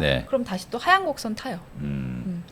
그 뭐 이제 거의 뭐 우리나라 언론사의 그 뭐 아이템들을 이제 가지고 여기 하나 던졌다가 저기 하나 던졌다가 뭐 이제 뭐 갖고 노는 듯한 모습이죠. 저는 이거를 보면 무슨 생각이 드냐면 명태균 씨가 속으로 얼마나 자기가 이제 정말 세상을 쥐락펴락 하고 있다고 생각할 것 같아요. 아마 어떤 뭐 게이트라고 해도 좋고 어떤 사건이라고 해도 좋은데 이렇게 한 달 가까이 끄는 건 처음이었을 거예요. 명태균이가 그냥 국민을 지었다 뭐 보였다 말았다 이런 경우는 처음이죠. 뺐다를 계속하는 걸 이게 한 달 정도 하니까 대통령을 아예 직격하는 이거는 정말 게이트 치고는 역대급이에요. 이런 적이 없었어요. 앞으로도 아마 없을 거예요. 그러니까 이거 너무 전무후무한 그런 상황이죠. 이거는 이게 또 언제 끝난다는 보장도 없는 거고 그 명태균 씨가 호주머니에서 뭐 계속 꺼내니까 아니 정치부 기자들이 그 모든 이슈를 그 명태균이 빨아먹으니까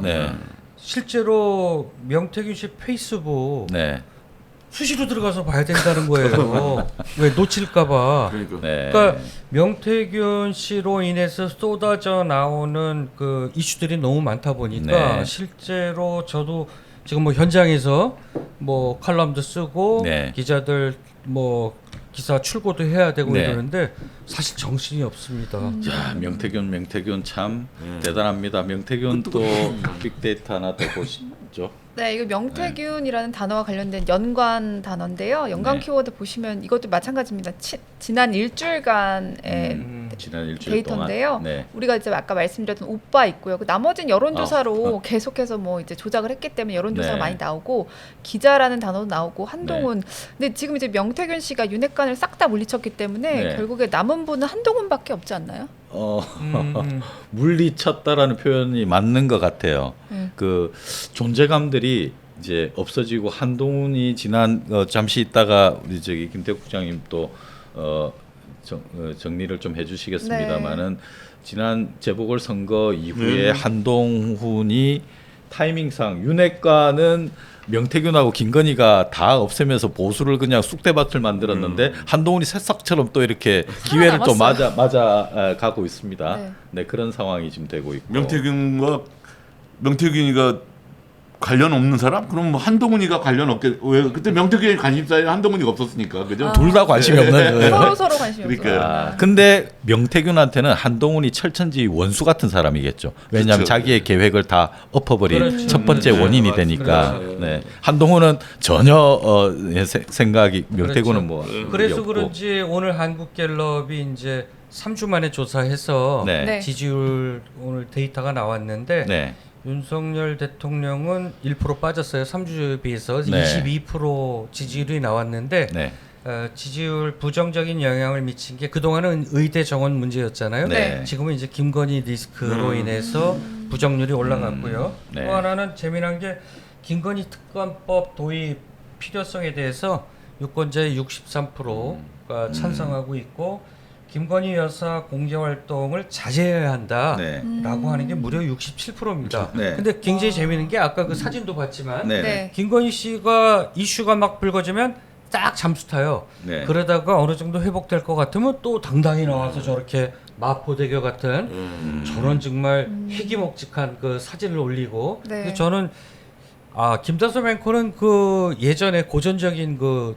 뭐 오락실 가면 게임기였는데 두더지 게임 모르죠? 알아요. 그 두더지 머리 그거 나온 알아요? 거. 두더지 이렇게 잡는 거. 그렇죠. 똥망치로. 네, 네. 그러니까 나는 김건희 씨가 국민하고 두더지 게임하는 것 같아. 어. 그러니까 이슈에 떠올라서 막 김건희 리스크가 면 잠수타 안 나타나. 요번에 지방선거 때도 비공개로 혼자 가서 슬쩍 그 선거를 했다고 그러잖아요. 초창기에 학력 허위했을 때도 본인이 기자회견 해가지고 그러니까. 앞으로는 조용히 내정만 하겠다. 그러다가 조금 잠잠해지면 예. 또 그냥 당당히 나타나서 뭐 이상한 대통령 코스프레 하잖아요. 네. 본인이 대통령인 줄 알고 그러다가 김건희 리스크 나오면 또 잠수타 안 나타나. 지난번에 뭐 한 길게 안 나온 적 그렇죠. 있었죠. 이번에도 좀 몇 달은 안 나오실 것 같은데 느낌에. 저기 채팅창에 오버페이스님께서 뭐 이런 의견 주셨습니다.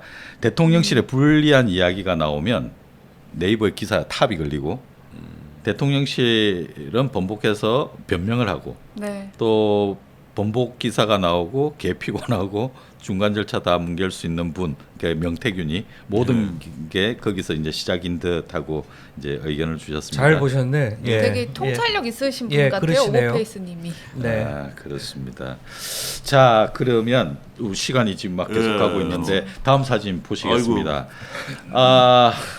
조국 혁신당의 조국 대표가 몸빼 바지를 입고 있는 모습입니다. 저게 조국 대표가 영광에서 네네. 지원 유세하면서 한 달 동안 달방을 얻으면서 네. 뭐 지원 유세했다라는 그런 사진입니다. 예. 신사 이미지로만 있던 조국 대표의 저런 모습을 우리가 이렇게 볼 수 있는데 저게 저 사진은 조국 혁신당에서 이제 그 자료 사진으로 이제 나온 건데. 아니, 그리고 본인이 네. 페이스북을 하루에도 뭐 여러 차례 많이 하시죠 요새. 많이 하세요. 뭐 드셨는지 뭐 네, 먹방 많이 하시죠. 이 코너는 지난 10월 16일 재보선에서 지금 민주당과 국힘은 각각 선방을 했습니다. 네. 2개씩 가져가고 그 조국 혁신당의 내부와 지금 조국 대표의 심정이라든가 이제 이런 부분들이 좀 궁금한데 그러니까요. 어떤 상황인지 한번 좀 설명. 지금 뭐 각 당마다 약간의 차이가 있겠지만 네. 이번 그 재보궐선거의 가장 피해자라고 해도 소득이 없었던 분은 조국 대표인 것 같아요. 네. 그렇죠. 이재명이나 한동훈은 어떻게 됐건 집토끼를 지키는 바람에 네. 그 두 군데씩은 가져갔잖아요. 네, 네, 그러니까 그렇죠. 뭐 크게 정치적 그 압박을 받을 건 없는데 조국 네. 대표가 아무것도 소득이 없었잖아요. 네, 네. 특히 그 부산에서 네. 그 국민의힘한테 20% 이상을 진다는 거는 민주당에서 그건 정말 그 단일화를 최악인 했는데도 거예요. 불구하고. 예, 최악인 거고 그리고 뭐 영광에서도 진보당한테 밀려가지고 3등을 네네, 하질 네네. 않나. 국성에서 뭐 39%뭐 그나마 국성이 선전한 것 같아요. 박문도 의원이. 그런 거 빼고는 그 전혀 내부에서는 좀 이렇게 그러니까 좀 내부에서 뭐 말이 많죠.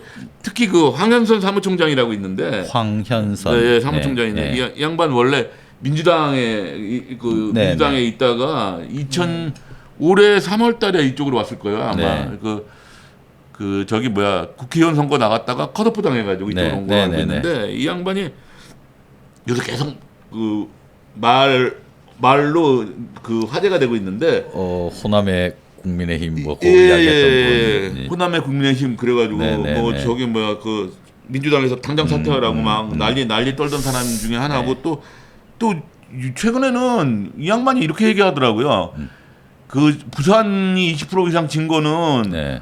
뭐 조국당의 문제가 아니라 민주당의 네. 문제다. 네. 왜 민주당의 문제냐 그러니까 아니 조국 대표하고 나하고 네. 민주당한테 여러 번 얘기했다. 둘이 이재명 대표하고 조국 대표가 손잡고 네. 금정 곳곳을 돌아다니자. 네. 그러면 우리가 지더라도 선전할 수 있다. 국민들이 납득할 만한 프로테이지를 얻을 수 있다라고 했는데 민주당이 거절했지 않냐. 그걸 왜 우리한테 탓을 돌려버렸어요. 왜 탓을 돌리냐. 뭐 이렇게 아니 당 대표끼리는 사이가 괜찮은데 당대표끼리 사이 좋아요. 이번 선거 때문에 사이가 정말 연배도 비슷하고 해가지고 사이가 아주 좋은 사이예요. 네.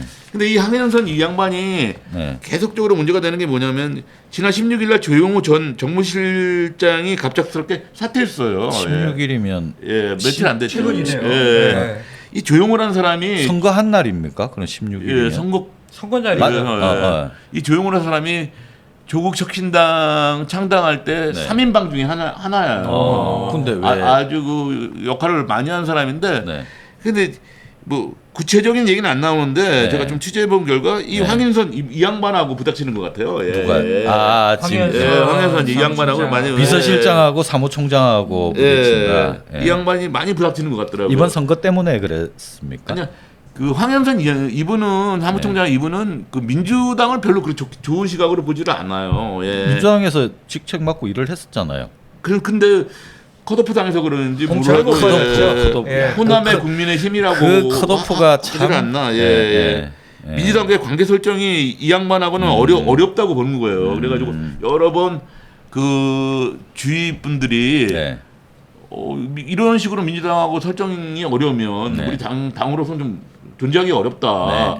좀 제거해달라고 얘기했는데 그게 커트당하는 것 같아요, 많이. 그분은 조국 황 총장은 조국 대표하고 그 전에 인연이 친분이 예전에 청와대 같이 근무했었고요. 민정 수석실에 같이 했던. 그리고 그 조국 그 대표가 정치 일선에 나서기 전부터 두 분이 친분 관계가 좀 있다라는 게 두 분 다 저하고 이제 올해 패친인데 두 분이 굉장히 가까운 사이고 그런데 조국 대표가 정치 일선에 나섰지만 지금 조국 혁신당의 면면을 보면 다 초선이잖아요. 맞아요. 물론 이제 황운하 원내 총무만 재선이고 그렇다라고 하면 정치는 혼자 할 수 있는 게 아니잖아요. 대표가 아무리 정치적인 감각과 개인기가 있다 하더라도 참모들, 전략 이런 것들이 굉장히 중요하잖아요. 정책, 전략 이런 게. 저도 조국 혁신당이 3월 3일 날 킨텍스에서 창당할 때부터 취재 겸 또 저도 지지자로서 뭐 혁신당 가입하면서 참여하고 했는데 이번 그 재보선 국면에 조국 혁신당이 후보를 낸 거는 물론 뭐 당 내면에 뭐 많은 뭐 협의 논란 끝에 후보를 냈겠지만 그 부분은 상당히 패착이 아니었느냐 저는 평론 입장에서 그렇게 판단을 해요. 그리고 결정적으로 특히 쌍특검이라고 그러죠. 지난 국회 본회의에서 최상병 특검법하고 김건희 특검법 그 본회의 이제 그 의결하는 날 조국 대표를 비롯해서 혁신당 의원들이 본회의 참석을 안 했어요. 그리고 이제 선거 때문에 그 조국 대표 주변 참모끼리 의견이 잘 안 맞는 아까 거예요. 얘기하는 그 황현선 이 양반이 신장식 이 양반보다 더 목소리가 크다, 목소리가 높다. 흑자들은 2인자라는 얘기까지 지금 나오고 있어요. 그래가지고 지금 조국 혁신당이 이번에 선거에서도 약간 패배죠. 패배해서 위기의식이 있는데다가 지금 서울시당이 또 사구당으로 지정돼가지고 그리고 또 위기에 봉착했는데 그 조국 대표가 이 황현선 이 양반을 굉장히 믿는 것 같더라고요. 조국 혁신당은 이 그 전투적인 깃발을 들고 이게 지금 쉐빙선 역할을 하면서 지금 국감 이때 지금 역할을 하느라 총력을 기울여야 되는 그런 상황이지 않습니까? 혁신당을 이제 뭐 애정어린 비판을 이제 하시는 분들은 아니 뭐 쉐빙선이 아니라 이제 유람선 아니냐 그러다가 이젠 난파선 됐다 이런 이제 비평도 나오는데 난파선까지는 아니겠지만 저는 빨리 조직을 정비하고 이 황 사무총장이 아까도 얘기했지만 가장 큰 문제점은 뭐냐면 되게 비판적이시다. 민주당한테 밀리면 안 된다라는 그런 강박관념을 갖고 있더라고요. 그 뭐 서로마다 정치적 입장 차이가 있겠지만 저는 조국 혁신당이 혼자 일어서는 것보다 민주당과 상호 보충을 해가지고 일어서는 게 그거 하겠다고 같이 이렇게 하는 거잖아요. 서로 역할 분담해가지고. 이번에 그 조용호 그 전 정무실장도 그만두신 거고 형 그 당내 시끄러운 분위기예요. 네. 저는 이제 아까 우리 김 국장께서 이번 재보선에 대해서 이재명 대표나 한동훈 대표나 뭐 이제 뭐 비겼다, 네. 뭐 소득은 있다, 네. 뭐 두 석씩 갖고 갔으니까 네. 저는 또 다르게 보는데요. 네. 민주당은 솔직히 말해서 절체절명의 위기였죠. 만약에 그 자기네 텃밭이라고 하는 영광하고 곡성에서 한석이라도 혁신당이나 진보당이 내줬다라고 하면 이건 심각한 문제인데. 근데 요번에 네, 근데 사실 따지고 보면 민주당이 득표한 게 40%대밖에 안 돼요. 영광에서. 네. 그러면 진보당하고 혁신당하고 두 당이 합하면 같은 뭐 진보 계열인데 민주진보인데 50%가 넘잖아요. 그러면 민주당도 요번에 아마 아찔했을 거예요. 어제 좀 이렇게 당원분들이 예, 모여서 예. 뭐 한 잔 진하게 하셨다고. 예, 그래서, 당원분들. 민주당. 아니, 조국당이요. 그러니까 그 전체적인 걸로 이제 이 자꾸 황현선 이 양반 얘기해서 좀 미안한데 황현선 이 양반은 우리가 그래도 아주 소득 없는 선거는 아니었다. 네. 우리가 전혀 깃발을 꼽아보지 못한 전라도에 네. 30% 이상 그래도 지지를 받지 않았느냐. 네, 네. 그것만 해도 얼마나 커다란 성과냐고 얘기하는데 네. 거기에 대해서 공감하는 사람들이 별로 없다는 거죠. 예. 그렇죠. 예. 네, 참. 저는 궁금한 게 네. 조국 대표가 과연 당 대표로서 네. 리더십이 제대로 있나? 제대로 있는 분인가 이런 생각이 드는 게 뭐 사람들은 혹자 뭐 초선이 너무 많아서 잘 안 됐다라고 하는데 과연 그 자체가 리더십이 얼마나 있는지가 전 잘 처음보다 조국 대통령의 효과가 좀 빠지는 건 사실이에요. 당 지지율도 좀 떨어지고 네, 예. 네. 조국 대표의 개인적인 지지율도 좀 예전 같지는 않아요. 그렇죠. 예. 네. 그리고 당 이름을 자기 이름으로 이제 시작하신 분인데 그런 전례가 없잖아요 역사에. 근데 이제 저는 저 사진이 이렇게 너무나 어색한 것 같아요. 웃어도 웃고 있는 게 아닌 네, 것 웃어도 같은. 웃고 있는 게 아닌 네. 것 같고 저게 얼마나 진정성이 들어가 있나. 저는 그 이번 국감이 그 사실 조국 혁신당의 진면목을 존재감을 알리는 결정적인 순간이라고 생각합니다. 그렇죠. 네. 그 21일 다음 주 월요일에 그 법사위 국감이 있는데 그 박원정 의원이 지금 벼르고 있지 않습니까? 그때 네. 이제 명태균 가이트의 핵심 정언자 그 강혜경 씨가 정언대로 이제 나서는 날이고, 네, 그때로 시작해서 국감 끝날 때까지 조국 혁신당 그 쉐빙선의 모습을 보일 수 있는 기회라고 생각합니다. 저도 공감합니다. 네네. 네. 그리고 많은 국민들이 그 쉐빙선 기대하고 네. 찍었던 것 같아요. 그리고 지금은 그 기회가 왔기 때문에 네. 그리고 국감이 끝났다 하더라도 그 뒤에 대통령 당선 무효라고 하는 그 이슈를 가지고 법률적으로 접근할 수밖에 없지 않습니까? 그렇죠. 정치란 거는 뭐 지나간 거보다 네. 빨리 당의 전열을 재정비해서 네. 지금 22대 총선 오래 있었잖아요. 네. 이제 1년 차인데 네. 빨리 요번에 이제 그 재보선 네. 후유증을 딛고 네. 저는 혁신당이 다시 우리 전파사 사장님 말씀대로 네, 네. 쉐빙선의 초심으로 네. 빨리 쉐빙선 돌아가서 네. 했으면 좋겠다. 난파선 유람선은 이제 너무 그렇죠. 네, 그건 그럼- 이제 비판을 위한 비판, 뭐 아니, 비평가들이 얘기하는 그 건데 조국 대표가 지난 그 유세 다니면서 유난히 좀 먹방을 좀 많이 하셨어요. 네. 그 이제 사실상 그 처음 하는 그 이 선거잖아요. 그때는 이제 그 총선 때하고는 다른 그 지역에 가서 하는, 네, 뭐 여러 가지 첫 경험이었을 텐데, 네, 되게 열심히 이제 뭐 했던 모습이고. 원래 또 네. 조국 대표가 교수 시절부터 네. 헤비 유저예요. 맞아요, 그러니까 맞아요. 거의 중독에 가까울 정도로 네. SNS. 한 가지 더 얘기하자면 그 조국 대표 참모진의 대부분들이 네. 문재인 정부 때 사무직을 하시던 분들이에요. 그랬겠죠. 근데 이분들이 네. 거의 그냥 바로 조국 당으로 온 게 아니라 네. 이재명 대표 쪽으로 갔다가 온 네. 사람들이거든요. 네, 네. 근데 솔직히 말씀드려가지고 네. 이재명 대표 쪽에 갔다가 찬밥 네. 먹고 온 사람들이에요. 아, 찬밥을. 예, 네. 거의. 예. 네. 황현선 이 양반도 마찬가지잖아요. 거기서 그쵸. 거기서 저기 뭐야 컷오프 당해가지고 온 거 아닙니까? 너를 김태호 국장님이 네. 내가 중간에 끊은 이유가 네. 뭐 그냥 처음부터 이번에 재보선 이제 그 아, 브리핑을 하시는데 네. 우리 또 황 그 사무총장 예. 그분을 뭐 계속 이거 혹시 저 조국 대표 우리 전파사에 예, 제가 그러니까 섭외하지 않았어요? 섭외해달라고 지금 제가 부탁해 놓은 상태입니다. 예. 그래서 네. 우리 저 김태욱 국장님께서 조금 이제 황 총장님 아니 뭐 없는 사실 얘기하는 거고 하는 게 아니라 있는 사실만 얘기하는 거예요. 그러니까 그분들이 그래서 그런지 몰라도 이분들이 민주당에 대해서 별로 그 좋게 생각을 안 해요. 그러니까 민주당한테 밀리면 안 된다.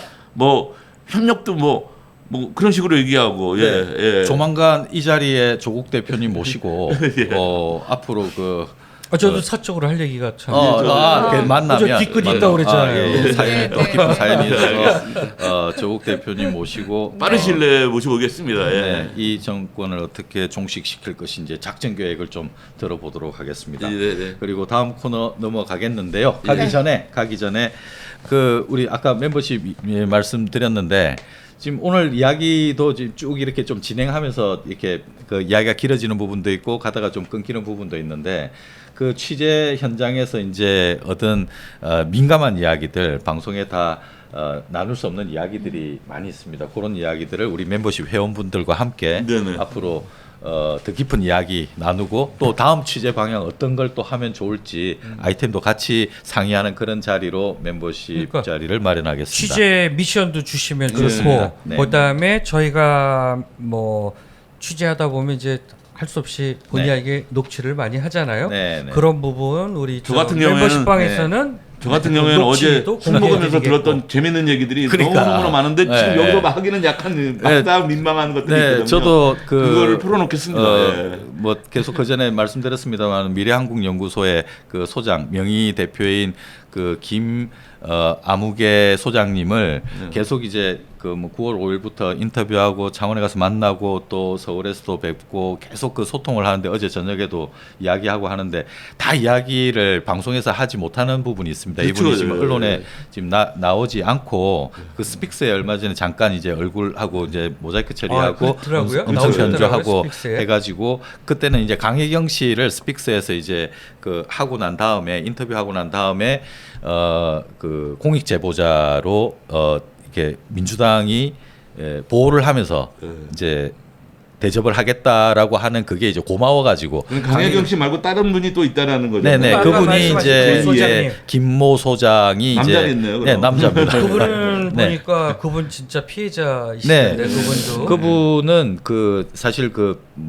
이가 막 빠질 정도로 그 막노동을 하고 한 이분은 딱 이 사람 그러니까 김영선이 당선되고 난 다음에 연락 끊어버렸어요. 이 사람들의 행실을 보통은 이제 당선되고 하면 이제 뭐 좀 되겠지 하고 옆에 이제 붙어 있을 수도 있는데 그냥 끊어버렸어요. 끊어버리고 이 사람들은 안 된다라고 하고 그 대신 본인이 이 사람들 때문에 명태균, 김영선 때문에 피해를 입은 내용을 이거 빨리 내가 지금 압류당하고 있는 이런 것들 또 풀어야 될 것들 그다음에 미래한국연구소가 지금 못한 돈들 달라 하니까 노. 그래서 저는 이제 명태균 씨의 뭐 이런저런 뭐 능력자다 어떤다 이런 이야기들 뭐 나오고 있지만은 그 이분 그 김모 소장의 그런 모습 그리고 또 하나는 그 김영선 의원실이 있었던 사람들이 모두 그 보좌진들을 명태균 씨가 다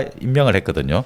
그 중에 한 명을 예전부터 10여 년 전부터 함께 했었던 한 명을 보좌관을 꼭 쓰자고 했는데 그 사람마저도 막 아주 모멸감을 줘서 돌려보내버렸어요. 좀 활동하긴 했는데 얼마나 그 김영선 주변에 있던 사람들이 다 이렇게 치워져 버린 거죠. 그럼 이제 우리 멤버십 회원분들에게는 우리 김 사장님께서 그 녹취라든가 아니면 정말 엑스파일 같은 거 그분들한테 공개하고 또 저는 부탁드리고 싶은 게 지난주에 이제 우리 김다솜 앵커한테 배운 건데 좆대꾸알 좆대꾸알이 필요합니다. 진짜 좀 처음에 듣고 좀 깜짝 놀랐어요. 욕하는 줄 알고요. 여러분 저희가 좋아요, 구독 아니죠. 댓글 구독 알림 설정. 좋아요, 댓글, 구독, 알림 설정을 줄여서 좆대꾸알. 우리 멤버십 그 월 4,990원은 취재비라고 생각하시면 되겠습니다. 저희들이 취재하는데 열심히 눈물 없이 못 들을 정말 감사합니다. 커피값. 저희 이 사진을 한번 넘어가 볼까요? 이 어떤 사진이죠? 이 사진이 이 사진은 2021년 7월 30일 당선된 헤어스타일 보면은 있죠? 샤프할 때. 이 사진은 입당입니다. 네. 입당이에요. 이준석 없이 입당을 했죠. 이쪽에는 장제원이 있고 이쪽에는 이제 권영세가 있는데 뭐 장제원은 윤핵관으로 이렇게 알려진 사람이고 권영세도 뭐 거의 같은 반열입니다. 이제 이 정재원 의원은 어디 지금 외국 해외 유학 가기 때문에요. 예. 네, 핫이슈 브리핑 첫 번째 주제입니다. 이 계획이 바뀌었다. 보수 차기 주자는 명태균 손해라는 제목으로 이 브리핑 진행해 볼 텐데요. 이 사진을 선택한 이유는 명태균의 기획이라고 계속 이제 명태균 씨가 주장을 하고 있죠. 7월 30일 이준석 당대표 패싱, 이준석 몰래 이제 입당을 한 명태균이 이제 날짜를 잡아준 겁니다. 이 유명한 뭐 이런저런 이제 이야기들이 있는데 이 날짜를 이제 받아가지고 했더니만 이제 윤석열 그때 당시 이제 뭐 전 검찰총장이죠. 이제 공식 대통령 후보가 되기 전이었으니까 그냥 시키는 대로 하는 거예요. 김건희 여사가 시키는 대로 하는 거고 날 잡았으면 이때 가 그러면 가는 거고 뭐 이렇게 하면 하는 거고 이때도 이제 그렇게 하는 건데 주변에 있던 사람들이 나중에 이제 윤핵관으로 이제 성장하는 사람들이죠. 이 사람들이 윤석열을 애워싸고 있으니까 김건희 여사 눈에는 얼마나 밉게 보이겠습니까? 내 마음대로 해야 되는데 자꾸 이제 동네 동생들 이야기 듣고 오니까 뭐 이런저런 이제 그것도 있고. 근데 이제 명태균 씨가 말끔하게 해소를 해주는 거예요. 하나 다 이제 집으로 돌려보내든가 이제 이 뭐 다 이제 해결을 해주는 거죠.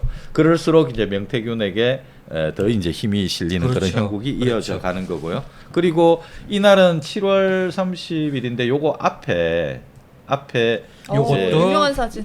요것도 명태균 씨 네, 작품이죠. 명태균 작품입니다. 그러니까 그 아까 이제 제가 취재했던 그분이 이렇게 말씀하시는 거예요. 네.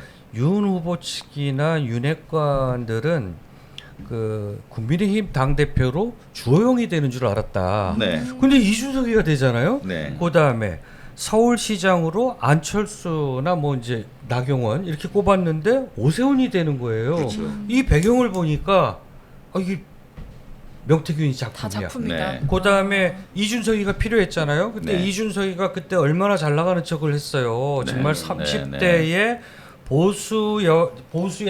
보수당의 네. 당 대표가 돼서 네. 네. 이준석이의 기세가 하늘을 찌를 때였잖아요. 네. 그쵸? 그렇다라고 하면 윤석열 후보 입장에서는 국민의 옷을 입고 대선 경선을 치르기 위해서는 네. 치르기 위해서는 이준석의 힘이 필요했던 그렇죠. 거야. 그래서 저기 둘이 싸우다가 화해의 아니요, 자리에서 이게- 맥주를 먹은 거죠. 이건 첫 자리고요. 이제 첫 자리. 첫 자리입니다. 만- 예. 만나라고 화해수로 이제. 울산 가서 먹은 거고 네. 그것도 명태균이 작품 같고. 네, 네. 근데 이 장면을 연출해 준 게 윤핵관한테 이제 역할을 준 거예요. 네.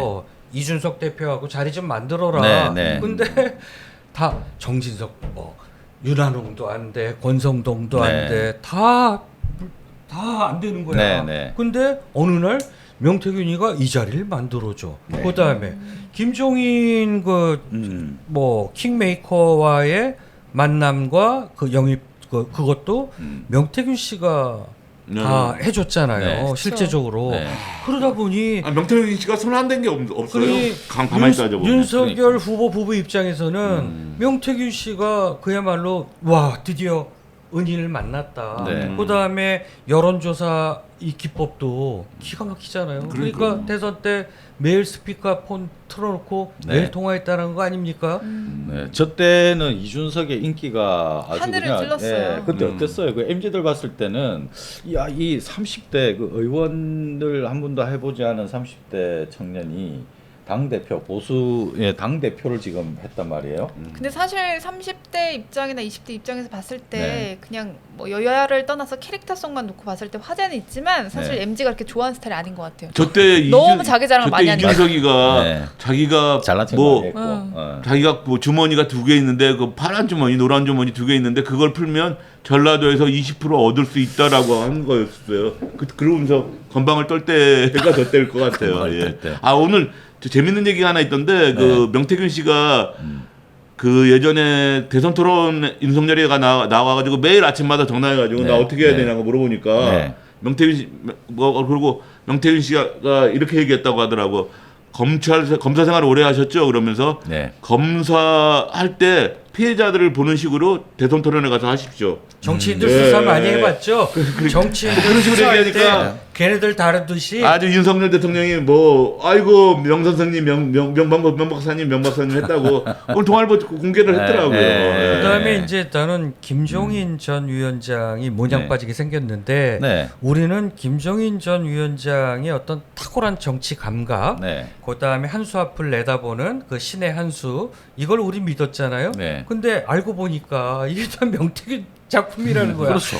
그러니까 후보 때 왜 이런 일이 있었잖아요. 자꾸 이제 윤석열 후보가 말을 안 들으니까 김종인 그 위원장이 국회 소통관에서 기자회견을 해요. 그러면서 후보는 내가 우리가 캠프에서 써준 대본대로 연극만 하면 된다. 이랬다라고 하는데 그게 알고 보니까 명태균 씨가 김종인 위원장한테 윤석열 후보한테 이렇게 좀 얘기를 해라라고 지침을 줬대. 그러니까요. 저 지침 말고도 동아일보 오늘 기사 보니까 별 지침이 다 있더라고요. 도리 안 하는 방법에 대해서 도리 안 하는 그런 부분까지 세세하게 꼬집했더라고요. 지금 저 두 사람 사진을 보면 지금 명태균은 이 두 사람을 이미 윤석열 때 책사 역할을 하면서 그 다음 대통령을 이준석으로 내다본 거예요. 그래서 둘을 저렇게 만나게 하고 자기 작품이라고 하면서 이미 이준석을 지금 다음 차기로 이제 생각을 하고 쭉 갔던 거죠. 그 정황들이 이번에 이준석이 명태균을 대하는 태도에서 여러 가지 그 사인들이 나요. 명태균 사장님 완전히 무슨 뭐 변호사예요. 가만히 보니까 그리고 뭐 명태균 입장에서 뭐든지 다 얘기하고 그리고 사람들이 다 그러잖아요. 이준석이 아직도 그러면 명태균 씨의 그 줄을 아직도 동아줄을 잡고 있는 거냐. 근데 지난주에 왜 우리 저 전파사 사장님께서 그 칠불사 그 도원 결의가 아마 거기에서 명태균 씨가 이준석을 대권 주자로 만드는 도원 결의가 아니겠느냐. 그게 근데 상당히 개연성이 있고 실제로 그게 맞는 것 같다. 그러니까 그래서 이준석 의원이 아직도 명태균의 그 예를 들면 미션, 또 명태균의 그 매직. 별의 순간을 만들어준다라고 하는. 제가 궁금해가지고 그거를 아직도 기대하는 것 같아요. 아니 그날도 그래서 저 명태균이 하라는 대로 한밤중에 홍명호 씨가 있었잖아요. 아니 그날 상황을 제가 궁금해서 좀 더 그 좀 알아봤는데 그때 다들 여기 모이자 해서 모인 게 아니고요. 그때 김영선 전 의원이 김해에서 컷오프 당하고 야 이게 이렇게 끝나는구나 하고 이제 시리에 차서. 혼자 칠불사로 간 거예요. 혼자 김영선 전 의원 혼자 그랬는데 명태균 씨가 김영선 의원 찾다가 열받은 거예요. 나 지금 이렇게 지금 비즈니스 하려고 지금 열심히 지금 일하고 있는데 하면서 그때 김명태균 씨가 하고 있었던 일이 뭐냐 그러면 요거는 이제 멤버십 때 아니 저희가 그 열심히 하고 있다가 그러다가 전화해가지고 김영선 어딨어 이제 막 서로 말을 그냥 좀 편하게 하니까 어딨냐고 해서 어디에 있다 했는데가 칠불사다 그러면서 이제 막 그 뭐하냐 지금 막 그러면서 이제 거기에 칠불사로 가면서 이준석이 전화 너 내려와 이준석이 한참 그때 바쁠 때잖아요. 선거 앞두고 그 내려옵니다. 내려오고 이준석이 내려오다가 명태균은 천하람은 안 불렀어요. 부를 생각이 없었는데 이준석이 이제 천하람 너도 와라. 나 혼자 만나기 좀 그러니까. 그러고는 이제 천하람이 이제 또 이제 넘어오고. 그래서 이제 칠불사에서 만난 게 3월 1일 거의 새벽이 다 된 거예요. 저희가 명태균 씨 얘기는 이쯤에서 접어두고 그래요. 왜냐면은 저희가 다음 주도 해야 되고 다다음 주에 해야 되고 이분은 거의 11월 잘하면 연말 내내까지 갈 수도 있어요. 4주 내내 명태균 씨 그러니까 그 얘기가 너무 길어서 그래서 그 지금 저 두 사람 오늘 지금 하디슈 브리핑 주제가 차기 주자를 자기가 계획을 하고 있었는데 이번에 일이 터졌잖아요. 맞아요. 일이 터졌는데 좀 전에 말씀드린 칠불사에서 이거 이제 밀어버리고 까기로 작정을 한 거죠. 밀어버리고 나는 이준석으로 가야 되겠다라는 생각을 했던 것 같아요. 근데 중요한 이야기 하나, 김건희 여사한테도 이야기를 했더랍니다. 이 정권을 5년 다 채우려고 생각하지 말라라는 취지로 명태균이 이야기를 했더랍니다. 그 말은 제가 해석하기에는 개헌 생각도 하자. 4년 중임 개헌. 4년 중임 개헌 생각도 그거는 하자. 민주진보 진영에서도 네. 그 카드를 썼죠. 네. 명예롭게 내려오는 길은 그 조국 대표도 그 얘기 했어요. 근데 그 이야기를 만나가지고 만났을 때 그 이야기를 후보 시절 때부터 하면서 갔대요. 그러니 이게 지금 만일에 이제 개헌으로 가자 할 것 같으면 누가 깃발을 들 것이냐. 개헌 깃발을 카드를 한동훈이 꺼낼 수도 있고 근데 집권 여당에서 개헌 카드를 꺼낸 적은 없거든요. 그렇죠. 없어요. 그쵸. 근데 그걸 선수를 만일에 민주당에서 뺏기면 이상한 꼴이 될 수도 있어요. 한동훈이 이거 개헌으로 갑시다라고 했을 때 민주당이 따라가야 되는 분위기잖아요. 그렇죠. 이슈 선점당해서 선점당하는 거예요. 전국으로 전국이 이제 뒤집어지는 거예요. 그래서 분명히 말씀드립니다만은 이번 국감 안에서 조국 신당이 됐든 민주당이 됐든 개헌에 대한 이슈를 선점을 하고 가야 될 것 같습니다. 이게 이제 누가 먼저 하느냐 뭐 개헌하면 하지의 문제가 아니라 이슈 선점의 문제는 그러니까 되게 이게 심각한 이제 문제라고 봅니다. 다음 이슈로 넘어가는 네. 차원에서 조국 대표가 금년도에 이제 그렇게 따로 기자회견을 열어서 명예롭게 윤석열 대통령이 내려오는 방법 네. 해서 4년제 중임 개헌을 얘기했고 네. 국민투표를 그 지방선거 때 네. 해서 그때 아예 붙여서 네네. 그러면 4년 그 첫 붙이게 네. 달아놓으면 된다라는 거죠. 근데 조국 대표가 얘기했던 거는 그거를 빨리 개헌 여부를 묻는 그 국민투표에 붙여야 되니까 그렇죠. 빠른 시일 안에 해서 네. 올해 네.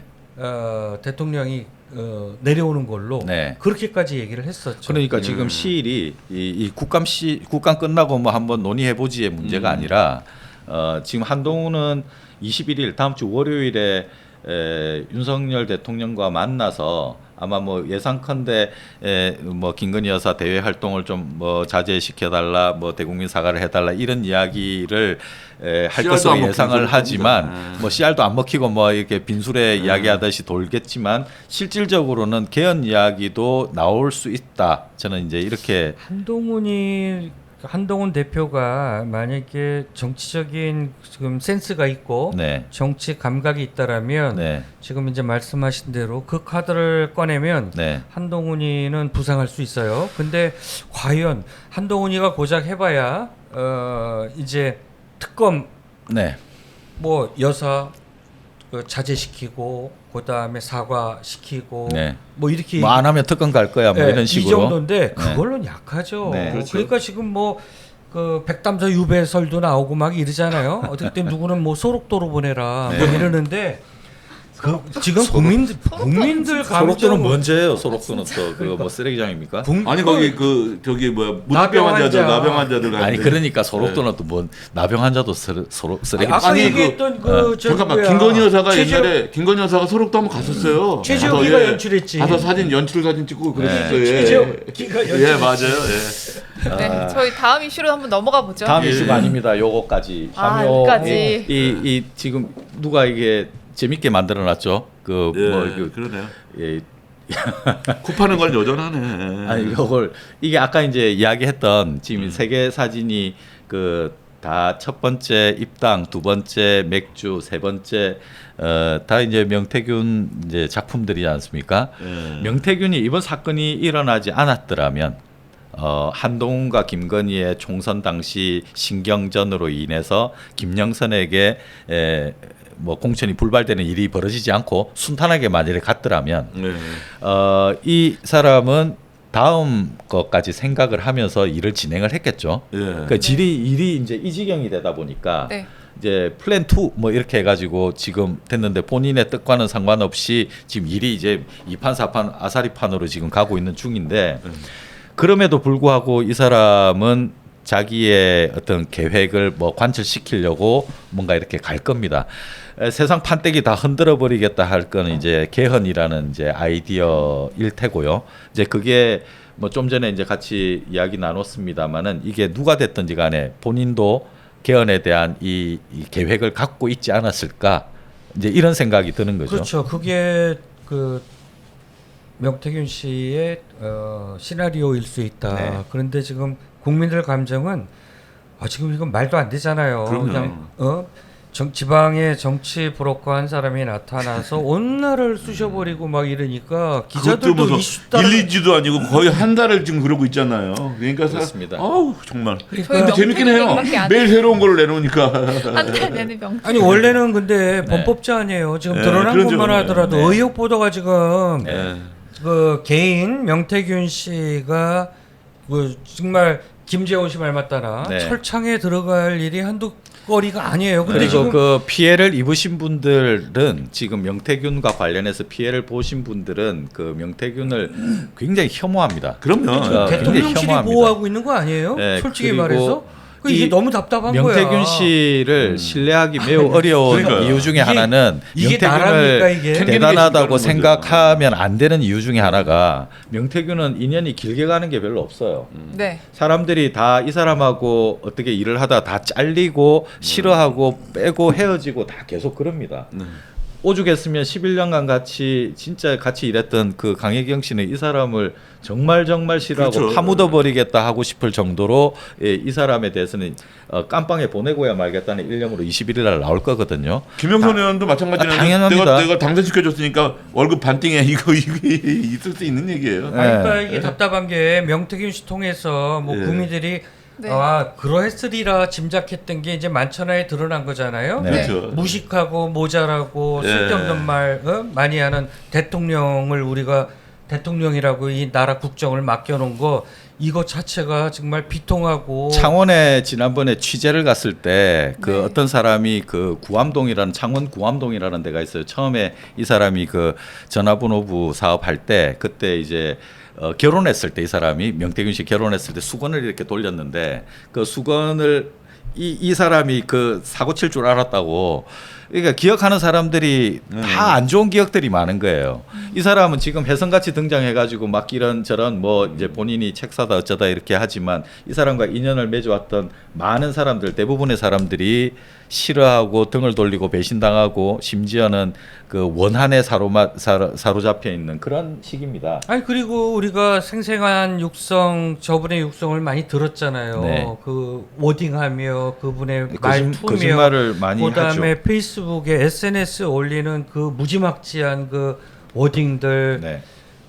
그다음에 알고 보니까 또 뭐 그 사기에 네. 그다음에 여론 조작해서 또 그리고 직원한테 그걸 다 덤태기 씌우고 직원은 이가 다 빠지고 막 그 자기를 위해서 일했던 사람들인데 여론 조작해서 범죄 경력도 있더만요. 그럼요. 법원에서 이제 그쵸 유죄 판결도 받았고. 아무튼 이런 사람이 예. 그 보수 진영에서 차기 주자를 이렇게 골라가면서 이 국정의 쥐락펴락 그리고 저기 창원 산단 신규 사업 자기가 다 계획했다고 하면서 거기서 결실을 이제 따먹으려 하던 찰나에 이제 이런 사태가 벌어져 가지고 차려놓은 밥상이 다 엎어져 버린 이런. 그러고 보면 그 강혜경 씨는 네. 대단한 정말 공익 제보자 맞네요. 네, 용기 있는 그분이 분이죠. 뉴스토마토에 최초 네. 제보해서 네. 이게 기사화되면서 이제 알려졌잖아요. 네. 그런 공익 제보자는 우리가 정말 지켜드려야 되고 보호해드려야죠. 불이익을 당하면 안 되는데 네, 네. 이준석 의원이 네. 얼마 전 그 MBC 100분 쇼, 네. 100분 토론, 100분 네. 쇼가 아니고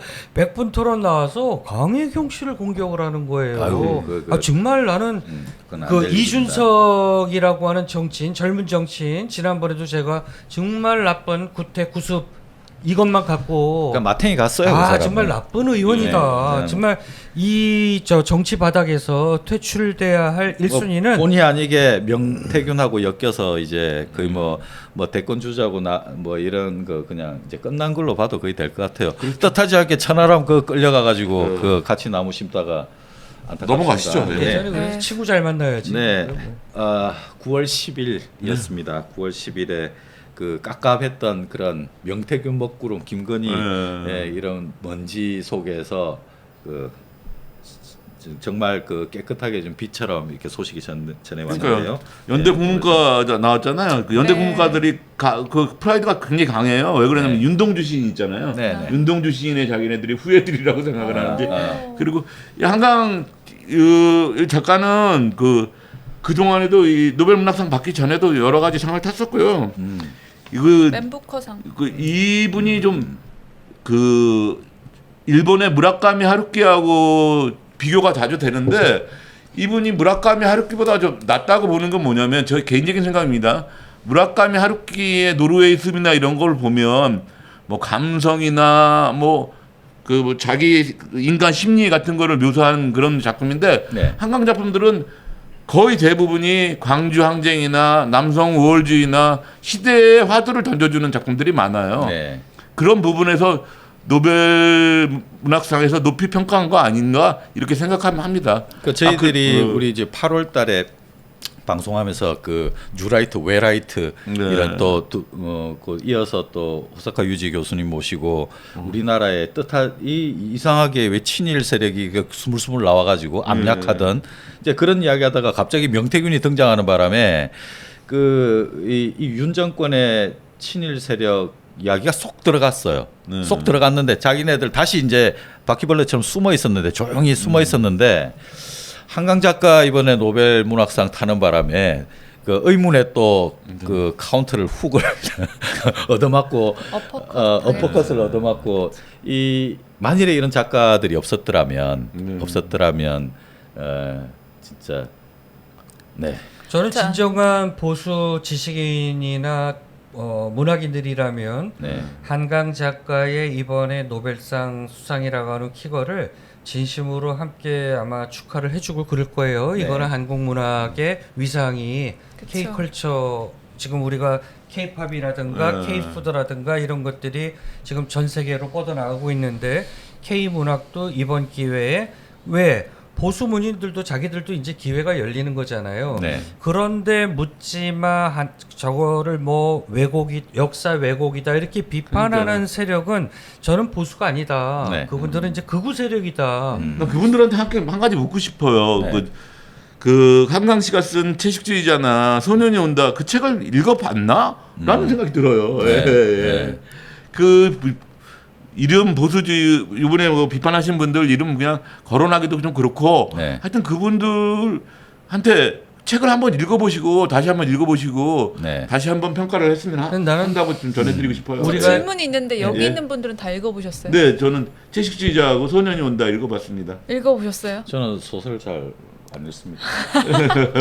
저는 이제 지난 6월에 제가 왜 그 장흥 그 동학 농민 마지막 전투를 전적지를 1박 2일 다녀왔다고 그랬잖아요. 그때 제가 그때 도착하자마자 1박 2일 동안 제일 많이 들었던 얘기는 그 동학 농민 그 당시 우리 농민들의 혁명 이 얘기도 들었지만 한승원 작가에 대해서 아버님이시죠. 장흥 국민들은 정말 보물처럼 여기더라고요. 보물이죠. 근데 이제 우리 한강 작가가 한승원 작가님의 이제 따님이잖아요. 그리고 그래서 저는 이 한강 작가가 4.3이라든가 5.18이라든가 이거 이전에 저는 또 동학농민 운동, 동학농민 혁명의 어떤 혼도 아버지의 그 DNA를 받아서 바탕에 깔렸을 것이다. 그러니까 우리가 역사적으로 이런 것들이 근데 노벨 그 노벨 문학상 위원회에서도 그런 부분들 역사적인 그 칠곡의 역사를 작가가 담아내고 있다라고 하는데 이걸로 받았다고 하니까 보수가 아닌 저는 보수는 그런 분이 아니라고 생각하니까요. 우리가 늘 얘기하는 웨라이트, 뉴라이트 극우 집단들이 지금 경기를 일으키는 거예요. 그분들은 일으키죠. 지금 뭐 거의 당황한 거죠. 저런 분들 같은 경우.